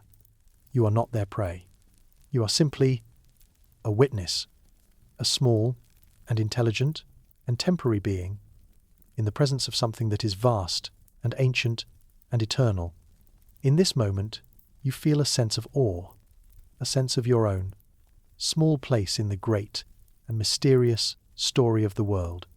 This was a worldview that was not based on domination. It was a worldview based on balance, on a deep and intuitive understanding that they were just one small part of a complex and interconnected and fragile web of life, a web that could be easily broken. This understanding would have been woven into the fabric of their daily lives, into their stories, into their rituals, They were a people who understood the meaning of limits, the meaning of enough, because for 1,000,000 years their small and beautiful and unforgiving island had been teaching them that single, profound and important lesson. And so, we are left with this portrait. A portrait of a different kind of humanity. A people whose minds were as sharp as their stone tools, whose bodies were as perfectly adapted to their world as the scales of a dragon, and whose souls, perhaps, were shaped by a different kind of wisdom, a wisdom that came from looking up at the world instead of down upon it, a wisdom that was born from the quiet and humble and deeply immersive experience of living as a small person in a world of giants. But the island of Flores was not the only place where evolution was running these strange and beautiful experiments. It was not the only forgotten world, where a lost branch of our human family had been sculpted into something new and unexpected, because far to the north, across another and even wider stretch of the sea, lay another island. An island with its own giants, its own paradoxes, and its own unique and long-forgotten kind of human. It was time to realize that the hobbits were not alone. That discovery of another forgotten family began, as these stories so often do, with a single, humble clue, a fragment of a life, a piece of a puzzle that no one even knew existed. For decades, the story of the Hobbit of Flores was a story of a beautiful and lonely anomaly, a one-of-a-kind evolutionary miracle, a single, strange flower that had bloomed in the secret, isolated garden of a single, forgotten island. But the world is a much larger and much stranger place than we have ever imagined. And the great, sprawling, and deeply mysterious archipelago of Southeast Asia had more than one secret to keep. Our story now takes us 1,000 miles to the north of Flores, to the great, mountainous and jungle-clad island of Luzon, in what is now the Philippines. Here, deep within a vast and labyrinthine cave system known as Calao Cave, a team of archaeologists was digging through the hard, cemented layers of the cave floor. They were not looking for a new kind of human. They were looking for the first evidence of our own species, Homo sapiens, on the island. And in 2007, they found a single, small bone from a foot. It was clearly a hominin bone, but it was strange, small and delicate, and with a curve to it that was more ancient, more ape-like, than anything they expected to find. The layer it was found in was dated to 67,000 years ago, a time when, according to the old story, only modern humans should have been in this part of the world. This single, small bone was a question mark, a quiet and unsettling whisper from the deep past. And for 10 years, that is all it was, a single, lonely clue. But the archaeologists kept digging, and in the same deep layer of the cave, they began to find more. A few small and strangely shaped teeth, a fragment of a femur, the delicate bones of a hand and a foot, and as they pieced these fragments together, a new and even stranger portrait began to emerge. This was not a modern human, and it was not the Hobbit of Flores. This was something else entirely. A third kind of human, a new and long-lost member of our own broken family. They were named Homo luzonensis. The people of Luzon, and their discovery, announced to the world in 2019, was a second great shockwave to our understanding of human evolution. The Hobbit was not an anomaly. It was part of a pattern, the pattern of the island rule, playing out again in a different place, with a different people, and with a different and equally strange result. Let us try to imagine what these people were like. Our evidence is fragmentary. A handful of bones and teeth, but they are a handful of bones and teeth that tell a profound and beautiful story. They were small. Like the people of Flores, they were likely a dwarf species, their bodies sculpted by the same relentless pressures of island life. But they were not just a smaller version of their ancestors. They were a new and unique mosaic of ancient and modern traits. Imagine what it would have been like to see their hands. Your own hands are a marvel of modern human engineering, straight delicate finger bones, a long and powerful thumb, a hand built for the fine, precise work of the toolmaker. But the finger bones of Homo luzonensis were different. They were curved. Like the hands of our most ancient tree-climbing ancestors, the Australopithecines, who had lived in Africa 2 million years before, this was not a primitive trait. It was a readaptation, a return to an older way of being in a world that demanded it. The dense, mountainous jungles of Luzon were a vertical world. And to survive here, it seems that a part of these people had gone back to the trees. Their feet told a similar story, a story of a life lived in two worlds. The bone of their big toe was large and robust, like that of a modern human, a clear sign of a creature that walked upright on the ground. But the other toe bones were curved and long and graceful, the feet of a climber. This was a human that was as comfortable in the canopy as they were on the forest floor, a creature that had found a perfect balance between the old world of our ape-like past and the new world of our human future. And their teeth were a strange and beautiful mystery. They were a unique fusion of different human lineages. The molars were small and simple, like our own. But the premolars had features, roots and crowns that were more ancient, more like those of Homo erectus and even Australopithecus. They were a living, biological braid, a testament to a long and complex and completely unknown evolutionary journey. Who were their ancestors? How did they get to Luzon? The questions are still a deep and profound mystery. Luzon, like Flores, has always been an island. It was never connected to the mainland of Asia. To get here, their ancestors had to have made a sea crossing. Perhaps, like the first people of Flores, they were the descendants of a band of Homo erectus, swept out to sea in a storm 1 million years ago. Or perhaps their story is even older and even stranger. Perhaps they were the descendants of an even earlier and more primitive kind of human, a creature that walked out of Africa long before Homo erectus, a ghost species whose bones we have not yet found, a whisper of a possibility that the human story is even deeper and more complex than we have ever dared to imagine. We do not know. The island of Luzon has not yet given up its oldest secrets, but what it has given us is a profound and humbling gift. The gift of a wider family. The knowledge that the world of the late Ice Age was not a simple two-player game between us and the Neanderthals. It was a world of 1,000 different human stories playing out in parallel.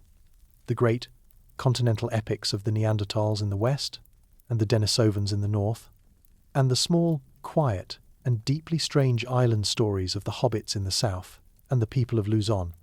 All of them human, all of them our cousins, all of them a different and equally valid answer to the great ancient question of what it means to be a person. And the story of these people, the small and graceful and mysterious tree climbers of Luzon, is a quiet and powerful reminder. A reminder that the world is full of forgotten worlds, of lost stories, of secret histories waiting in the silent, patient darkness of a cave for a human hand to brush away the dust and let them speak. But the island worlds of our lost cousins were not just places of quiet, evolutionary dreams. They were also places of a deep and violent and geological power, places of fire and of ash. And the whispers of the volcano were a constant and terrifying part of their story. That story of fire and ash was not a metaphor. It was the literal and violent foundation of their world. The islands of Southeast Asia, Flores and Luzon, are not quiet, stable pieces of land. They are the children of the volcano, born from the great fiery heart of the planet itself. They are part of the Ring of Fire, a great sweeping arc of tectonic violence that encircles the Pacific Ocean. And for the small, isolated bands of humans who made these islands their home, the volcano was not just a mountain on the horizon. It was a god, a powerful and unpredictable and terrifyingly alive neighbour. The island of Flores is a landscape of sleeping giants. A chain of more than a dozen active and semi-active volcanoes runs down its spine, their great conical peaks rising from the dense green jungle. For the hobbits of Liang cave, this was the central and inescapable fact of their existence. Their world was beautiful, but it was not safe. It was a world that could be unmade in a single, thunderous moment. Let us try to feel what it was like to live in the shadow of that power. You are a hobbit, and you have lived your entire life in the valley of Liang. The great green mountain that rises at the edge of your world is as familiar to you as the face of your own mother. Most days, it is silent. A wisp of white steam rises from its peak, a quiet, gentle breath. But some days, the mountain is not silent. It whispers, a low, deep, and continuous rumble that you feel not in your ears, but in the soles of your feet. A vibration that seems to come from the very bones of the earth. The animals of the forest grow quiet. The birds fall silent. And your people, you look to the mountain, and you wait. Sometimes the whispering fades, and the mountain goes back to sleep. But sometimes it does not. The whispers grow into a roar. The wisp of steam becomes a great, dark column of ash shot miles into the sky. And the world goes dark. Imagine what it was like to witness a great eruption. The sun, at midday, is blotted out by a cloud of black, swirling ash. The world is plunged into a strange and terrifying twilight. And then the ash begins to fall. A fine, grey, gritty snow that covers everything. The leaves of the trees, the surface of the river, your own hair and skin. The air becomes thick and hard to breathe, and there is a new smell in the world. The sharp, acrid, and sulphurous smell of the earth's own fiery breath. This was a force that was beyond their ability to fight or to understand.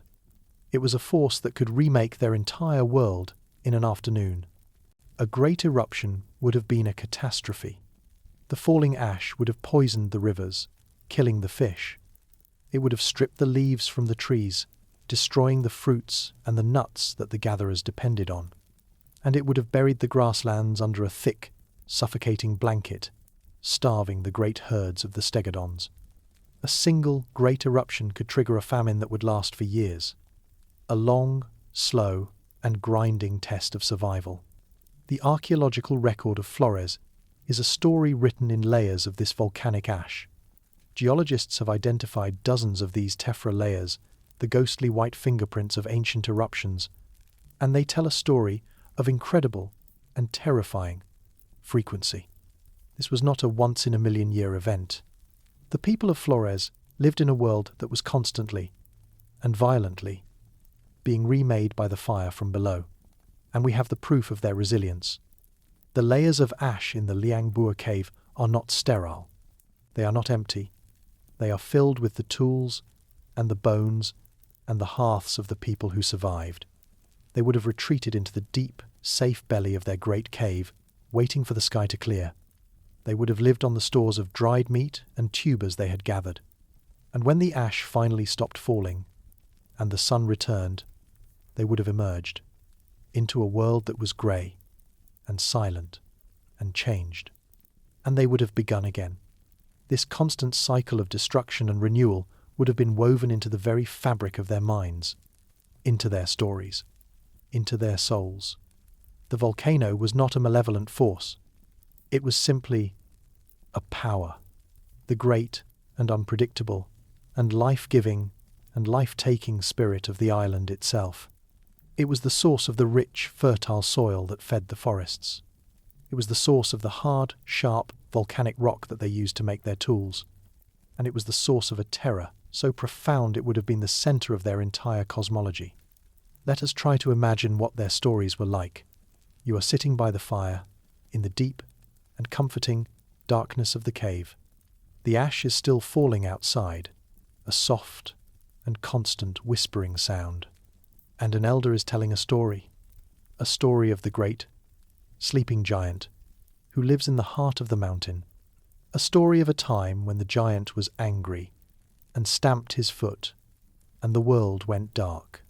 A story of the small and clever and humble people who knew how to be quiet and to wait and to appease the giant's anger with a gift, an offering, a prayer, a promise.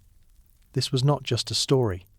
It was a survival manual, a way of making sense of a world that was, in its deepest essence, completely and terrifyingly beyond their control, a way of living with a power that could erase them in a moment. This constant and looming threat of a volcanic winter may be another piece of the puzzle of their small size.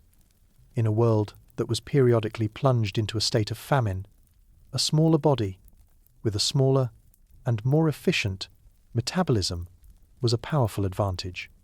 The volcano, like the island itself, was a filter, a force that was constantly and ruthlessly selecting for the small, for the resilient, for the ones who knew how to endure. And so, we must add another layer to our portrait of these lost people. They were not just the children of the island. They were the children of the volcano. Their entire 1 million-year-long story played out on the slopes of a sleeping, and sometimes dreaming, and sometimes screaming, giant. Their resilience, their intelligence, their deep and unwavering connection to their small and fragile world was forged in fire. And it is this fire that may hold the final and most tragic clue to their disappearance. Because the story of the Hobbit is a story that is bookended by volcanoes. The first, ancient eruptions that created their island home, and the great and catastrophic eruptions that may have, in the end, erased it. But before that final, great silence, another kind of eruption was about to happen. A different and slower and quieter and ultimately more consequential kind of arrival. The arrival of a new and strange and impossibly tall kind of human on the shores of their ancient and forgotten world. That arrival was not a single crashing wave. It was a slow and quiet and almost invisible tide. For 1 million years, the people of Flores had lived in a world that held only two kinds of intelligent predator, themselves and the great dragon. They knew the rhythms of their island, the whispers of their volcano, the secrets of their forests. Their world was a complete and ancient and perfectly balanced story. And then, a new character, from a different story entirely, washed up on their shores, a creature taller and stranger and more restless than any they had ever known, a creature that was, in its deepest essence, a walker, our own species, Homo sapiens. The longest walk had finally, after 100,000 years, reached this small and secret and forgotten island. The great, sprawling web of humanity that had spread across the globe had at last found one of its lost and lonely threads. The first of our own direct ancestors likely arrived on Flores sometime around 70,000 years ago. They were not an invading army. They were likely a small, and perhaps accidental, group of travellers. The same kind of coastal, island-hopping people who had made the great, impossible voyage to Australia. They were masters of the sea, and the same currents, the same storms, the same spirit of restless curiosity that had carried them across the Wallacea line, now carried a few of them here, to the shores of a world that was already inhabited. Let us try to see this world, for a moment, through their eyes.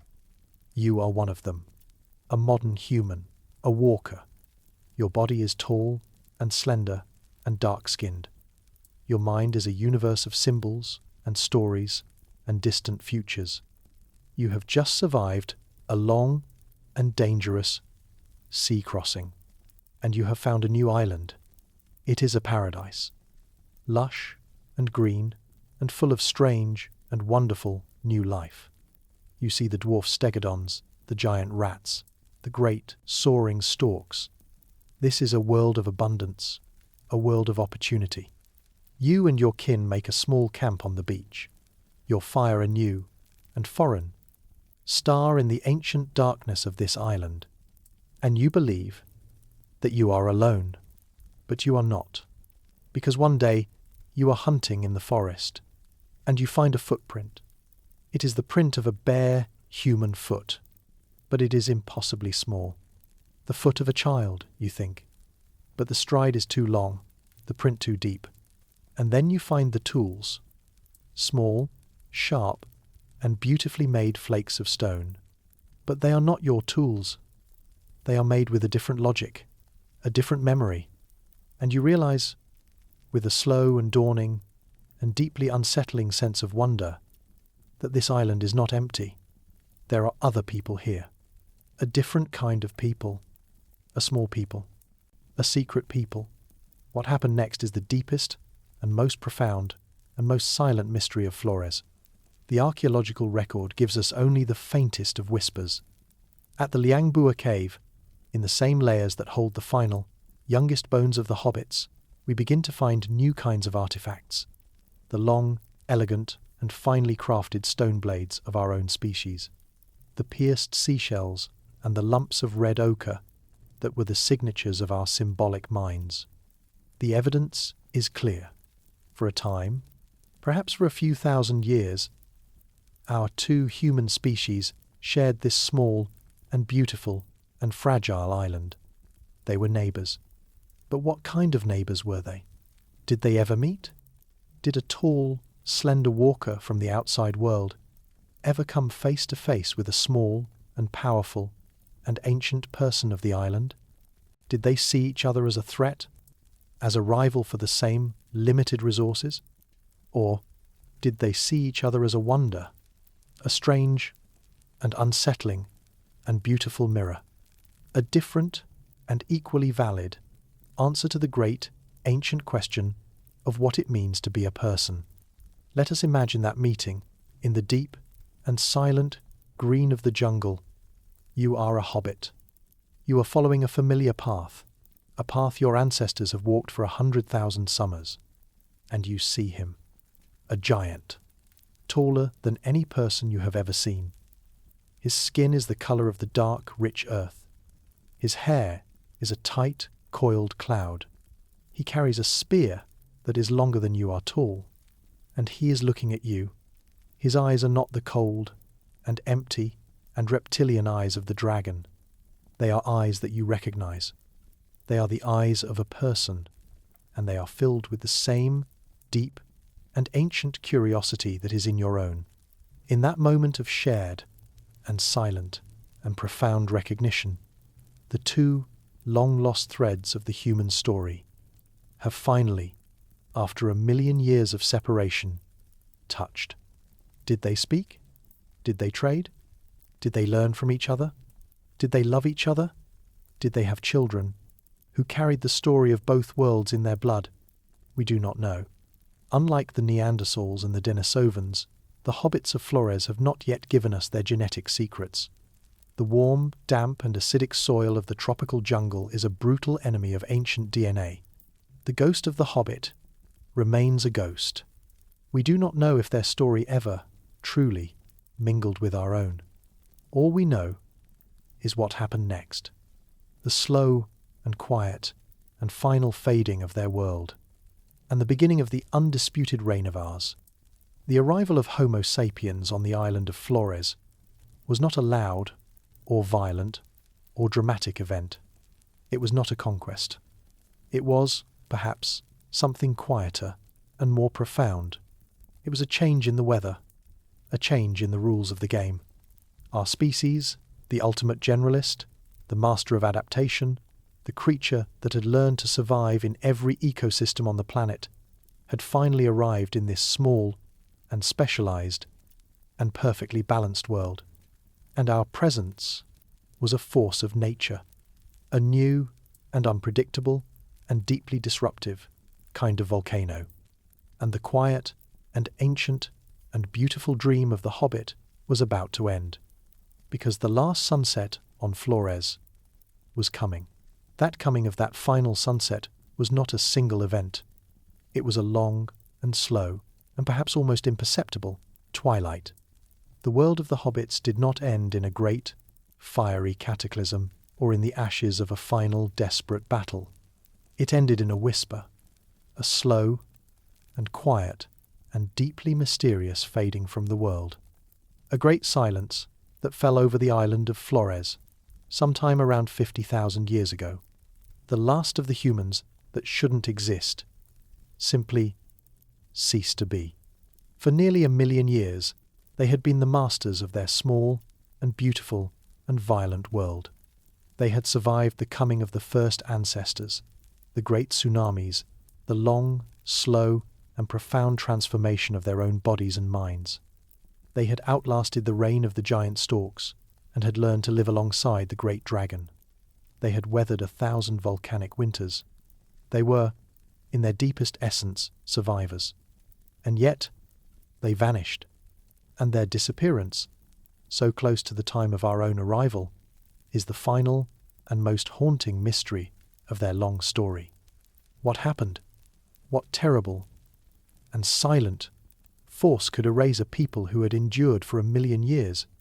The simplest and most brutal answer is us. This is the story of replacement. The idea that our own species, the tall and clever and endlessly adaptable Homo sapiens, were simply better. That we were the superior predator, the superior toolmaker, the superior thinker, and that in the quiet and relentless competition for the same limited resources of the island, we simply and inevitably won. Let us try to feel what this would have been like, not as a grand theory, but as a slow and daily and grinding reality. You are a hobbit hunter. For 1,000 generations, your people have known the paths of the stegodon in this valley. But now, there is a new and strange and unsettling presence here. The tall ones. They are clever hunters. Their spears are light and thrown with a deadly and unfamiliar accuracy. And there are more of them. Every season, it seems, another of their strange skin boats arrives on the shore. The stegodon herds are smaller now. The giant rats are harder to find. The forest, that was once your undisputed home, is now a shared and contested and dangerous space. You are not at war with them. You do not fight them. You simply retreat. You move to the higher valleys, the deeper forests, the places they have not yet reached. Your world, which was once the entire island, is shrinking. A slow and quiet and inexorable closing of the cage. This is a story that has played out 1,000 times, in 1,000 different places, in our human past. The story of a new and more adaptable and more reproductively successful population, simply and slowly, squeezing an older one into extinction. It is not a story of a great and violent war. It is a story of a silent and demographic one. A war fought not with spears, but with births. And it is a war that the small and slow-breeding and long-isolated people of Flores could not win. But is that the whole story? Was our arrival the only force at work? Or were the people of Flores already living on the edge of a different kind of ending? The island itself may have been the true executioner. The whispers of the volcano were growing louder. Geological evidence from Flores and the surrounding islands points to a period of intense and catastrophic volcanic activity right around the time that the hobbits disappeared. A series of super eruptions, far larger and more devastating than anything they had endured before. Eruptions that would have plunged their small world into a deep and lasting volcanic winter. Imagine what that would have been like. The sky is a permanent and suffocating shroud of grey ash. The sun is a pale and distant and powerless ghost. The plants are dying, their leaves choked with a fine and poisonous dust. The stegodons are starving, and your own people are huddled in the deep and cold and damp darkness of the cave. The fire is a small and sputtering and precious thing, and the world outside is a silent and grey and dying world. This was not a challenge to be overcome. This was an apocalypse, a world unmade by fire and ash. In this scenario, our own ancestors were not the executioners. They were simply the other survivors. The ones who were, perhaps, lucky enough to have arrived on the island after the worst of the eruptions. The ones who stepped into a world that had already been emptied. A world whose long and ancient and beautiful story had already been brought to a close, not by a human hand, but by the fiery and indifferent hand of the earth itself. Or perhaps the truth, as it so often is a more complex and more tragic story. A story of a perfect and deadly storm. A story in which all of these forces, the new and clever and adaptable predator, and the old and angry and destructive volcano, came. That final great mystery has haunted us ever since the first tiny bones were brushed clean from the floor of the Liang cave. A million-year-long story that ends with a silent and unanswered question mark. The hobbits of Flores, these successful and intelligent and resilient people, did not slowly fade away. They vanished. Sometime around 50,000 years ago, the evidence of their long and stable and continuous existence simply stops. The layers of their tools, their hearths, and their butchered bones, which had been building up for 500,000 years, are sealed by a layer of sterile, empty cave earth. And above that layer, there are no more hobbits. Only us. What happened in that silent and invisible and unrecorded gap in time? This is the great, unsolved case of Flores. A cold case, 50,000 years old. The evidence is a collection of faint and contradictory and deeply mysterious clues. And there are two great suspects. The first is a familiar one, a suspect whose fingerprints are found at the scene of 100 other ancient extinctions, a suspect whose arrival on the island coincides, almost perfectly, with the disappearance of the hobbits. The first suspect is us. This is the story of replacement. The idea that our own species, the tall and clever and endlessly adaptable Homo sapiens, were simply better. That we were the superior predator, the superior toolmaker, the superior thinker. And that, in the quiet and relentless competition for the same limited resources of the island, we simply and inevitably won. It is a story that feels intuitive, a story that fits our own, often arrogant, sense of our place in the world. Let us try to feel what this slow and silent and perhaps brutal competition would have been like. You are a hobbit hunter. For 1,000 generations, your people have known the paths of the stegodon in this valley. You have known the seasons of the forest, the rhythms of the rivers, the quiet and predictable pulse of your island world. But now, there is a new and strange and unsettling presence here. The tall ones, they are clever hunters. Their spears are light and thrown with a deadly and unfamiliar accuracy. And there are more of them. Every season, it seems, another of their strange skin boats arrives on the shore. The stegodon herds are smaller now. The giant rats are harder to find. The forest, that was once your undisputed home, is now a shared and contested and dangerous space. You are not at war with them. You do not fight them. You simply retreat. You move to the higher valleys, the deeper forests, the places they have not yet reached. Your world, which was once the entire island, is shrinking. A slow and quiet and inexorable closing of the cage. This is a story that has played out 1,000 times, in 1,000 different places, in our human past.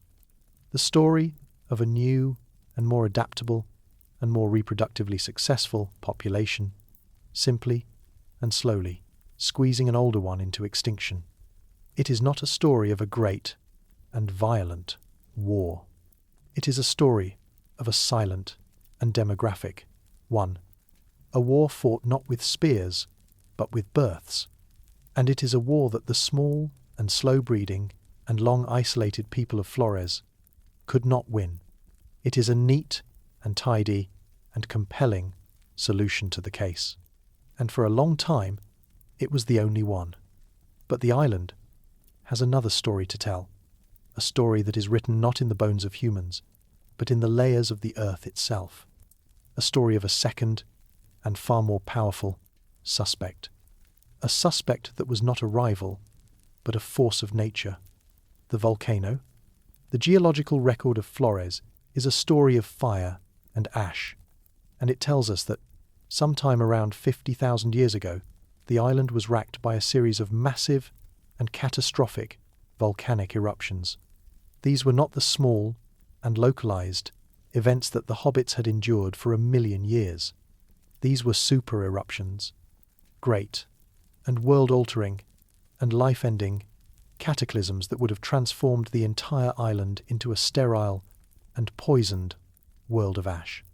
Imagine what that final, great eruption would have been like. The mountain does not just whisper, it screams. The world is torn apart by a sound so loud it is a physical blow. And the sky is on fire. A great and churning and black cloud of ash and superheated gas, a pyroclastic flow, roars down the slopes of the volcano at the speed of a hurricane, incinerating everything in its path. The forests, the rivers, the stegodons. The world is being erased. For the small bands of hobbits, there would have been nowhere to run, nowhere to hide. Even the deep and sacred and sheltering arms of their great cave would have been no match for a force like this, a force that could bury their entire world under 100 meters of hot and suffocating and poisonous ash. In this scenario, the last sunset on Flores was not a slow and gentle twilight. It was a sudden and violent and fiery end. And our own ancestors were not the executioners. They were simply the other survivors. The ones who were, perhaps, lucky enough to have arrived on the island after the worst of the eruptions.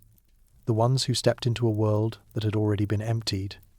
A world whose long and ancient and beautiful story had already been brought to a close, not by a human hand, but by the fiery and indifferent hand of the earth itself.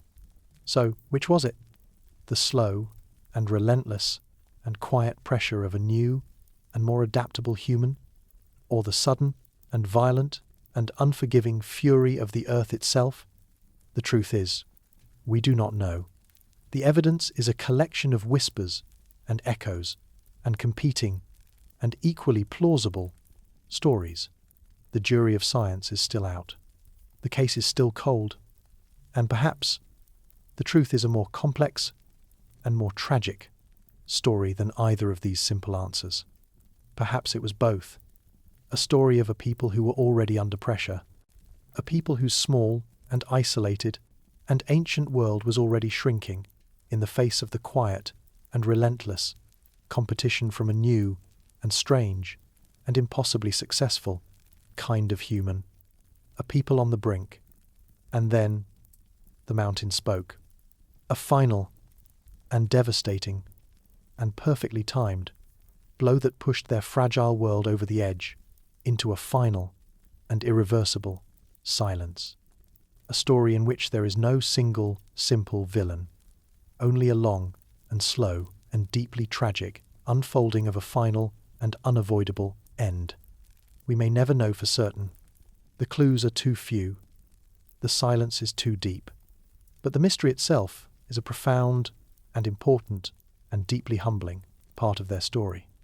It reminds us that the past is not a settled and finished and knowable thing.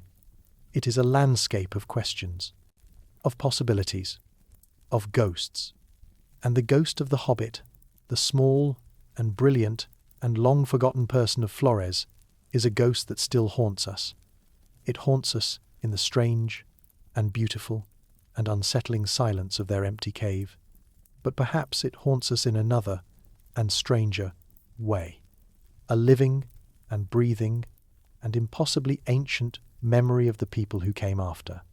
A whisper in a story of a grandmother who eats anything, a legend of the Gogo. That legend is the final and most mysterious clue in this long and silent and unsolved case. It is a piece of evidence that is not made of stone or of bone or of ash. It is made of words, a strange and persistent and deeply human story that has been told for countless generations in the small mountain villages of the island of Flores. It is the story of a different kind of people, a small and hairy and strange people who are said to have once lived in the deep and secret and silent places of the island. The local people, the Nage, call them the Gogo, the grandmother who eats anything. This is where the story of the Hobbit leaves the clean and sterile world of the laboratory and enters the misty and magical and deeply mysterious world of folklore.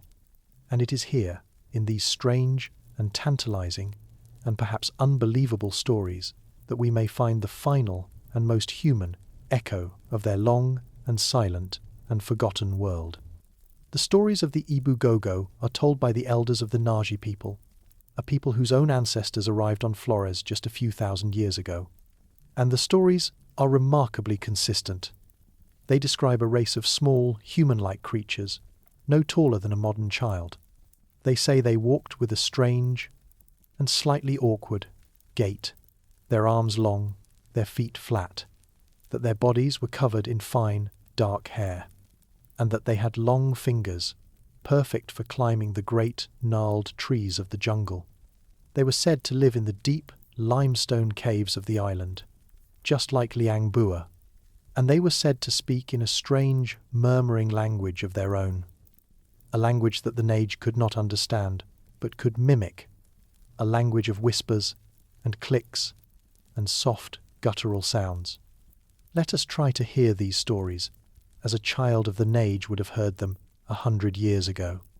You were sitting by the fire in your small, thatched hut in a village nestled high in the volcanic mountains of Flores. Outside, the jungle is a great and living and breathing darkness, filled with the sounds of 1,000 unseen things. But inside, there is the warmth of the fire and the quiet and comforting voice of your grandmother, and she is telling you the story of the Gogo. She tells you that, long ago, when your own ancestors first came to this island, the Gogo were here to greet them. She tells you that they were not spirits, they were not monsters. They were people, a different kind of people, a small and wild and sometimes dangerous people. They were, she says, the first people of this land. She tells you of a time when your own people lived in peace with the Gogo, that you would trade with them, leaving gifts of cooked yams and sharpened bamboo at the edge of the forest, and finding gifts of strange and wonderful forest fruits and herbs in their place the next morning. She tells you that the Gogo were masters of the forest, that they knew the secrets of every plant, every animal, every hidden path. But she also tells you that they were strange, that they were, in the words of the Nage, the grandmothers who eat anything. They could, and would, eat their food raw, and they were notorious thieves. They would creep into the village gardens in the dead of night and steal the crops. And sometimes, in the lean and hungry seasons, they were said to steal something far more precious. They were said to steal the children. This is where the story turns dark. The legends tell of a time when the peace between the two peoples was broken. A time when the Nage, tired of the thieving and the fear, decided that they could no longer live alongside the Gogo. And so they tricked them. They offered the Gogo a great gift of palm fiber to make new, soft clothes.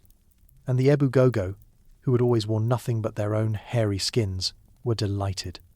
They took the fiber deep into their home cave to celebrate, and the Nage came in the night with fire.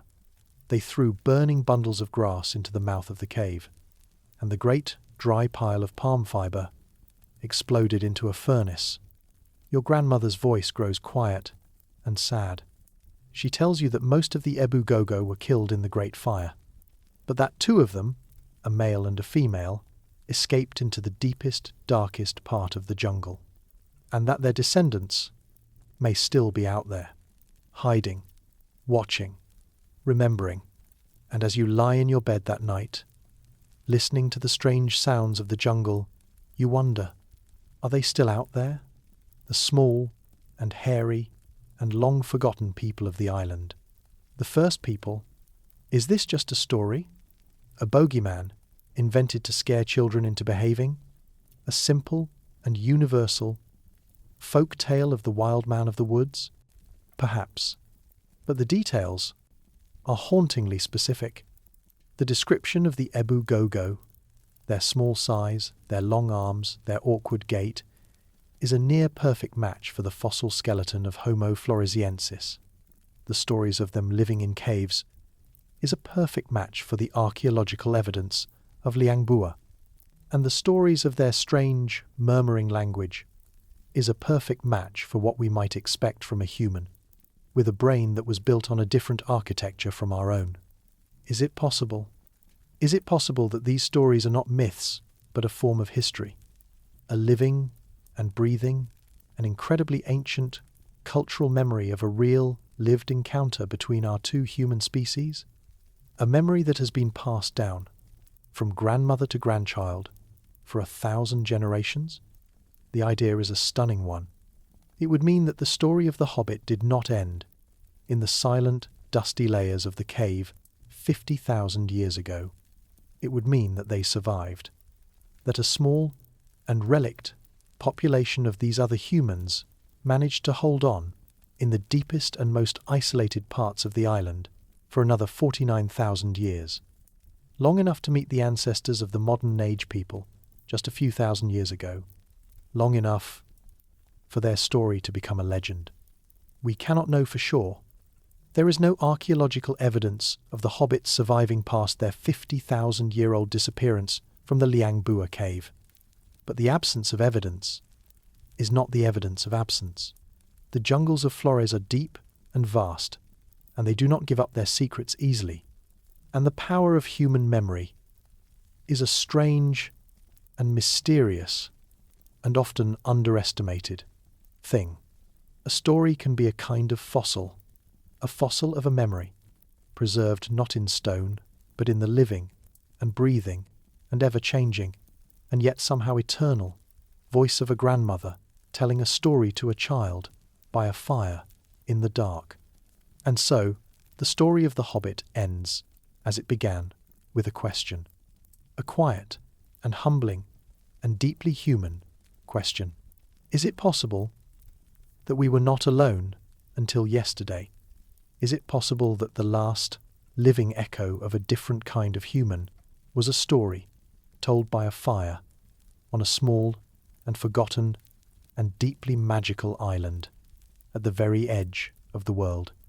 The answer is a whisper that is carried on the hot and damp and ever-watchful jungle wind.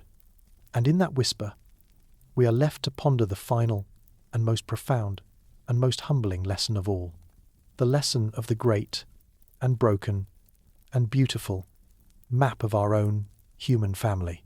That beautiful and broken map of our family is the final legacy of the people of Flores.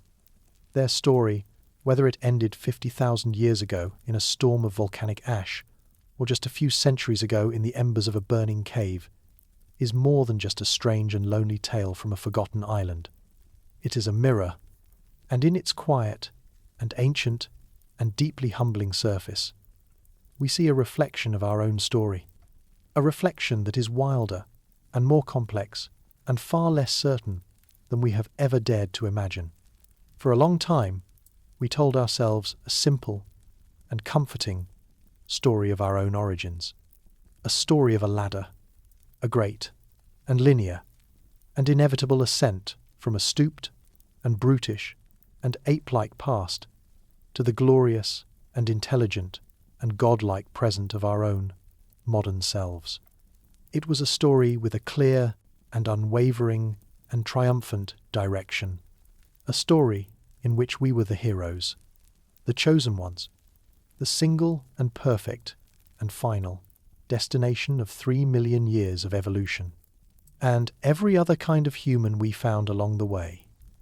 The Neanderthals, the Denisovans, the great archaic ghosts of the past, they were just the lower and failed and forgotten rungs on that ladder.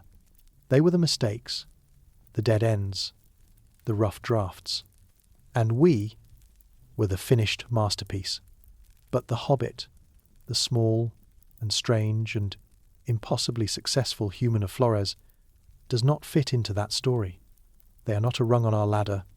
They are a different ladder entirely. A ladder that was built in a different world, with a different set of rules, and was leading to a different and unknown, and now unknowable, destination.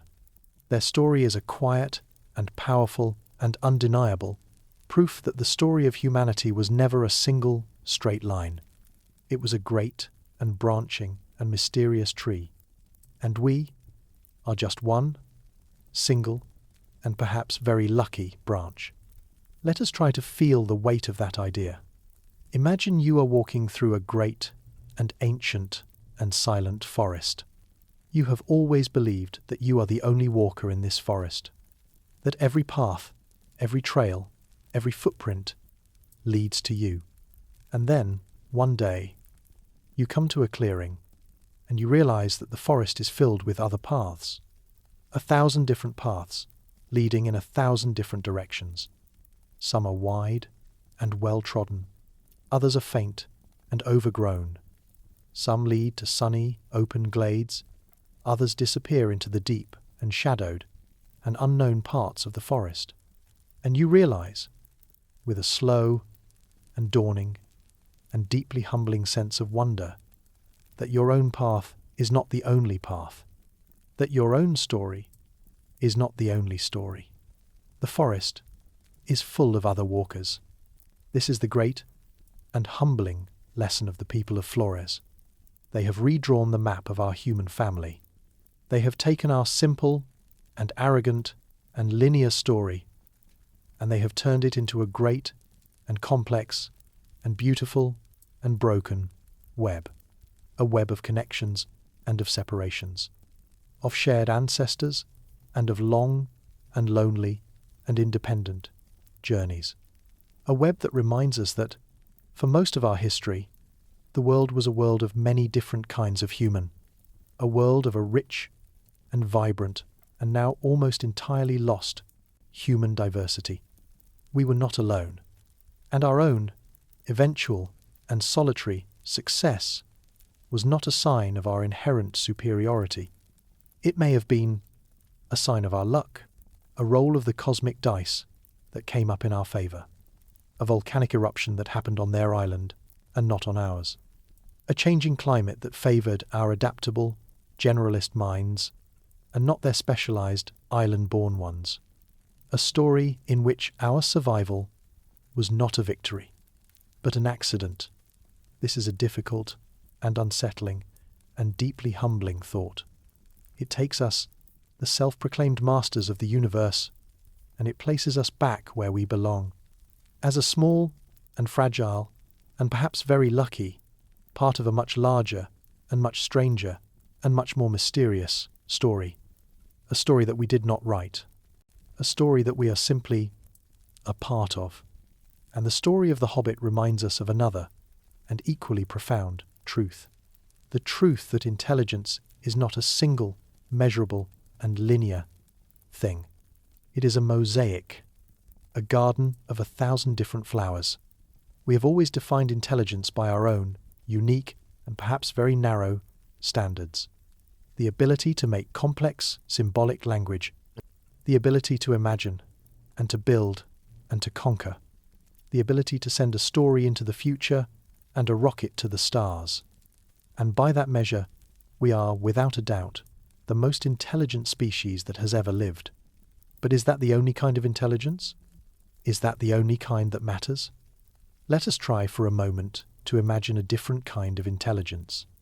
The intelligence of the Hobbit, a mind that was not built for conquest, or for expansion, or for the endless and restless and often destructive pursuit of the new, a mind that was built for something else entirely, for balance, for sustainability, for a deep and quiet and unwavering connection to a single small and sacred piece of the world, an intelligence that allowed a people to live in perfect and unchanging harmony with their world for 1,000,000 years. 1,000,000 years. That is a span of time that is 4 times longer than our own species has even existed. Who are we? The people of the Holocene, the people who have remade and perhaps broken our entire planet in the space of just 10,000 years. To call that kind of intelligence primitive, who are we to call that story a failure? The Hobbit is a mirror, and in its small and ancient and quiet surface, we see a reflection of a different kind of humanity, a different way of being, a different, and perhaps in some ways, a wiser path. And their story is a quiet and persistent and deeply humbling question. A question that hangs in the still and silent and watchful air of our own modern world. What have we lost? In our long and triumphant and incredibly successful journey to become the masters of the world, what essential and ancient and perhaps very human part of ourselves have we left behind? The story of the map of our broken family is the story of those lost paths, the story of the other and different and now silent answers to the great and ancient and still unanswered question of what it means to be human.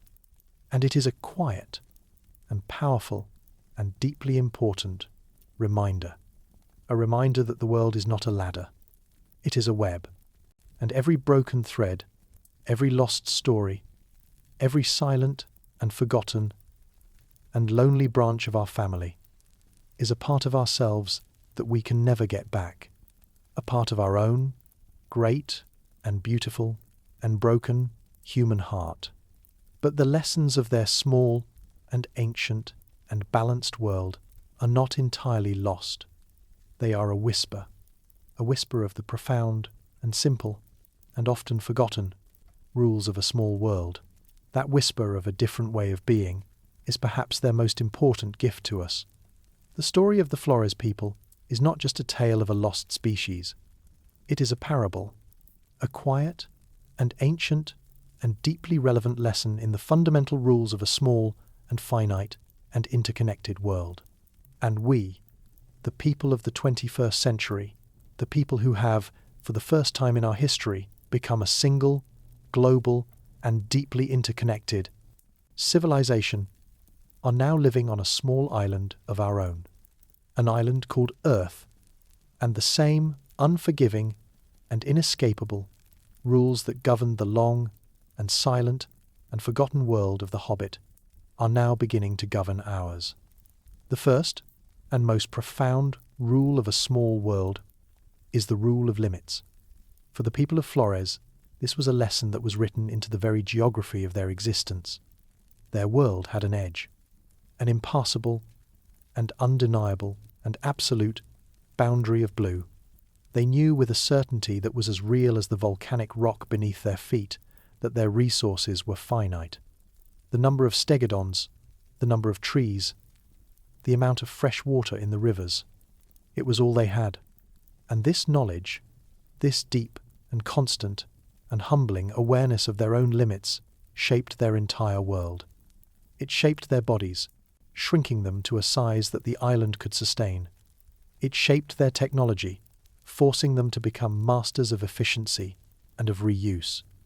And it shaped their minds, creating a culture that was, in its deepest essence, a culture of balance, a culture of enough.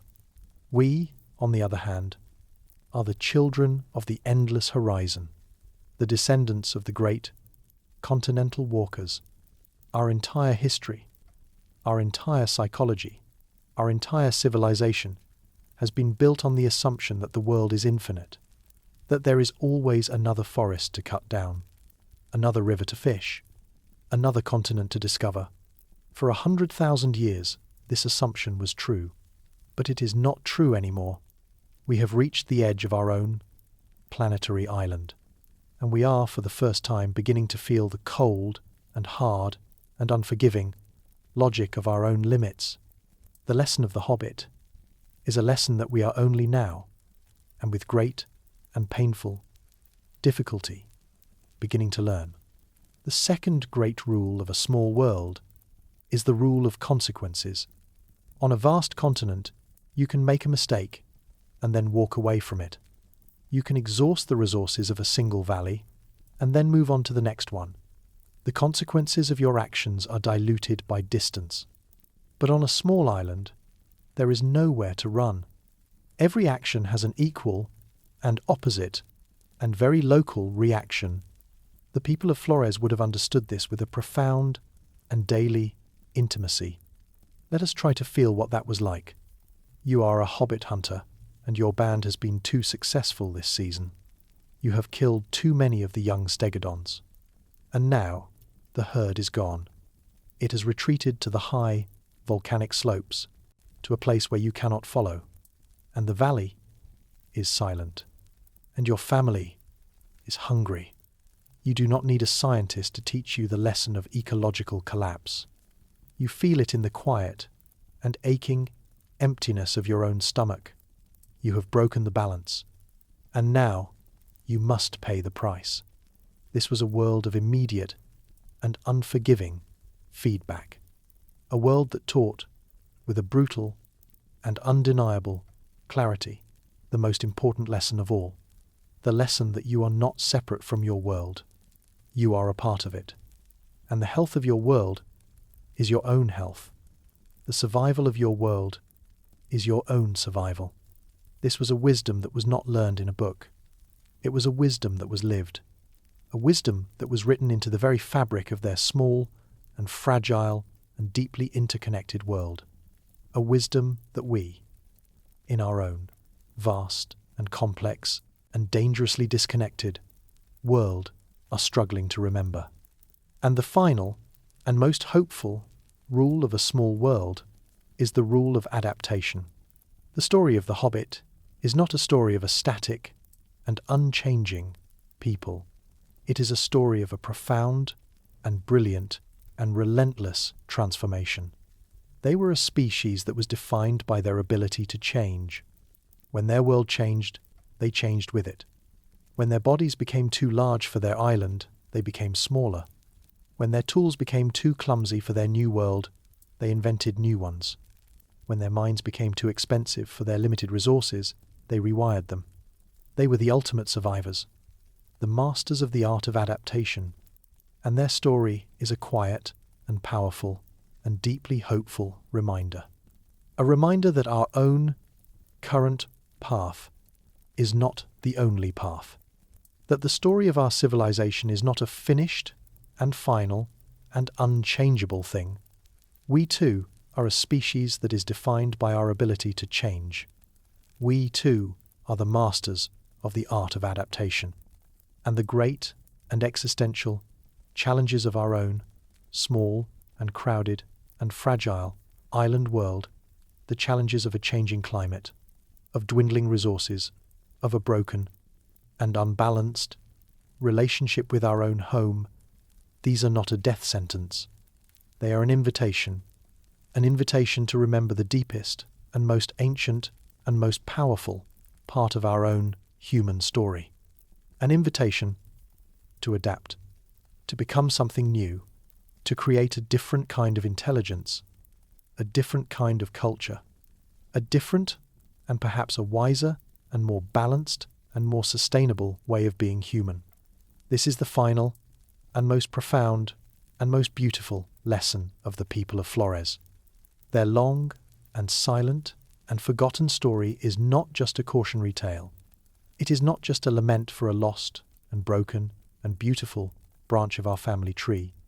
It is a gift, a whisper from 1,000,000 years ago, a quiet and persistent and deeply hopeful voice that has travelled all the way from their small and ancient and long-forgotten world to ours. A voice that reminds us that even in the smallest and most isolated and most challenging of worlds, a human mind can find a way not just to survive, but to thrive, to find a balance, to find a home, to endure for 1,000,000 years. Their story is a testament to the incredible and beautiful and almost unbelievable resilience of the human spirit.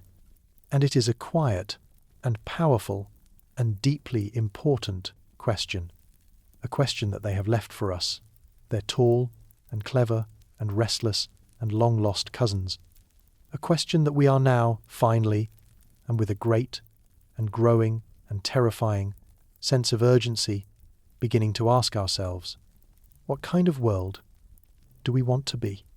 And what kind of people are we willing to become? The answer is not written in the stars or in the stones. It is written in us, in the choices we make, in the stories we tell, and in the quiet and ancient and unwavering and deeply human truth that the humans who shouldn't exist did, and because they did exist, our own story can never be the same again. The small and silent and long-forgotten people of Flores were a question written in bone, and that question has shattered the simple and comforting and arrogant mirror in which we had always seen ourselves. The story of the Hobbit is the story of a key turning in a lock we did not even know was there, and the door it has opened reveals a human story that is far richer and stranger and more beautiful and more broken than we had ever dared to imagine. They are the humans that shouldn't exist. They shouldn't exist because their very presence breaks the clean and simple and triumphant line of our own story. They are a branch on a tree that should not have grown, a whisper in a story that should have been a monologue. They remind us that our own long and lonely and incredibly successful journey was not the only journey, that our own big-brained and world-conquering and stargazing way of being human was not the only way, and that is a humbling and a terrifying and a profoundly liberating thought. Let us try to feel what that means for a final, quiet moment.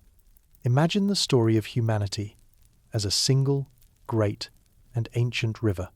For a long time, we believed we were that river, that every drop of water, every twist, every turn, every ancient current was flowing, inevitably, toward us.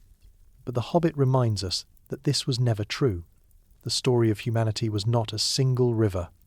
It was a great and sprawling and mysterious delta, 1,000 different streams, all flowing from the same ancient African source, but each finding its own, unique and beautiful, and sometimes very lonely, path to the sea. The Neanderthals were one of those streams, the Denisovans another, and the people of Flores, they were a small and secret and incredibly ancient stream that flowed for 1,000,000 years through a hidden and forgotten and beautiful world of its own. Most of those streams have now run dry. Their waters have been absorbed back into the great and silent and ever-watchful earth. And our own stream, the one that began with the longest walk, is now the only one that still flows to the sea. We are not the river. We are just the last, and perhaps the luckiest, of its children. This is the great and humbling gift of the Hobbit. They have given us back our family, a family that is larger and stranger and more complex than we had ever known, a family of giants and of dwarfs, of tool makers and of dreamers, of walkers and of stayers, of survivors and of ghosts, and in the quiet and respectful and scientific work of piecing their story together, we are not just solving a puzzle.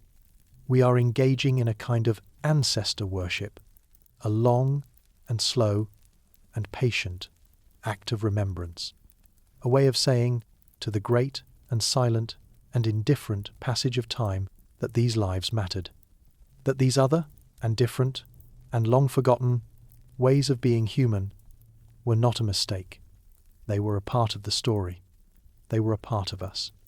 And the story of the Hobbit is a profound and important and deeply relevant lesson. A lesson that is written in the language of evolution, but speaks to the deepest questions of our own modern human hearts. It is a lesson about the power of adaptation. A lesson that reminds us that intelligence is not a single, fixed, and measurable thing. And it is a lesson, a quiet and somber and deeply humbling lesson, about the fragility of even the most ancient and most stable and most successful of worlds. The world of the Hobbit endured for 1,000,000 years, and it was unmade in a geological blink of an eye. A quiet and powerful and deeply unsettling reminder that no story, not even our own, is guaranteed to last forever. And so, we are left, at the end of this long journey, not with a neat and tidy and satisfying answer, but with a beautiful and profound and deeply human mystery. The mystery of a different kind of person, a different kind of mind, a different kind of dream. The Hobbit was a question asked of the universe, and its answer was 1,000,000 years of quiet and competent and successful survival. A story that we are only now, in the final, fleeting moments of our own long and strange and beautiful journey, beginning to learn how to read. So, the next time you look in the mirror and you see the face of the last and lonely and triumphant human, remember the Hobbit. Remember the small and strange and long-forgotten people of Flores. Remember the children of the island. Remember the hunters of the dwarf giants. Remember the keepers of the fire. And remember that their story, their long and silent and beautiful and broken and impossibly ancient story, is also a part of your own. It is a whisper in the deep and quiet and ever-watchful memory of your own human blood. A whisper that reminds you, in the stillness of the night, that the world is a much larger and much stranger and much more magical place than you have ever been told, and that the family of humanity is a family of ghosts.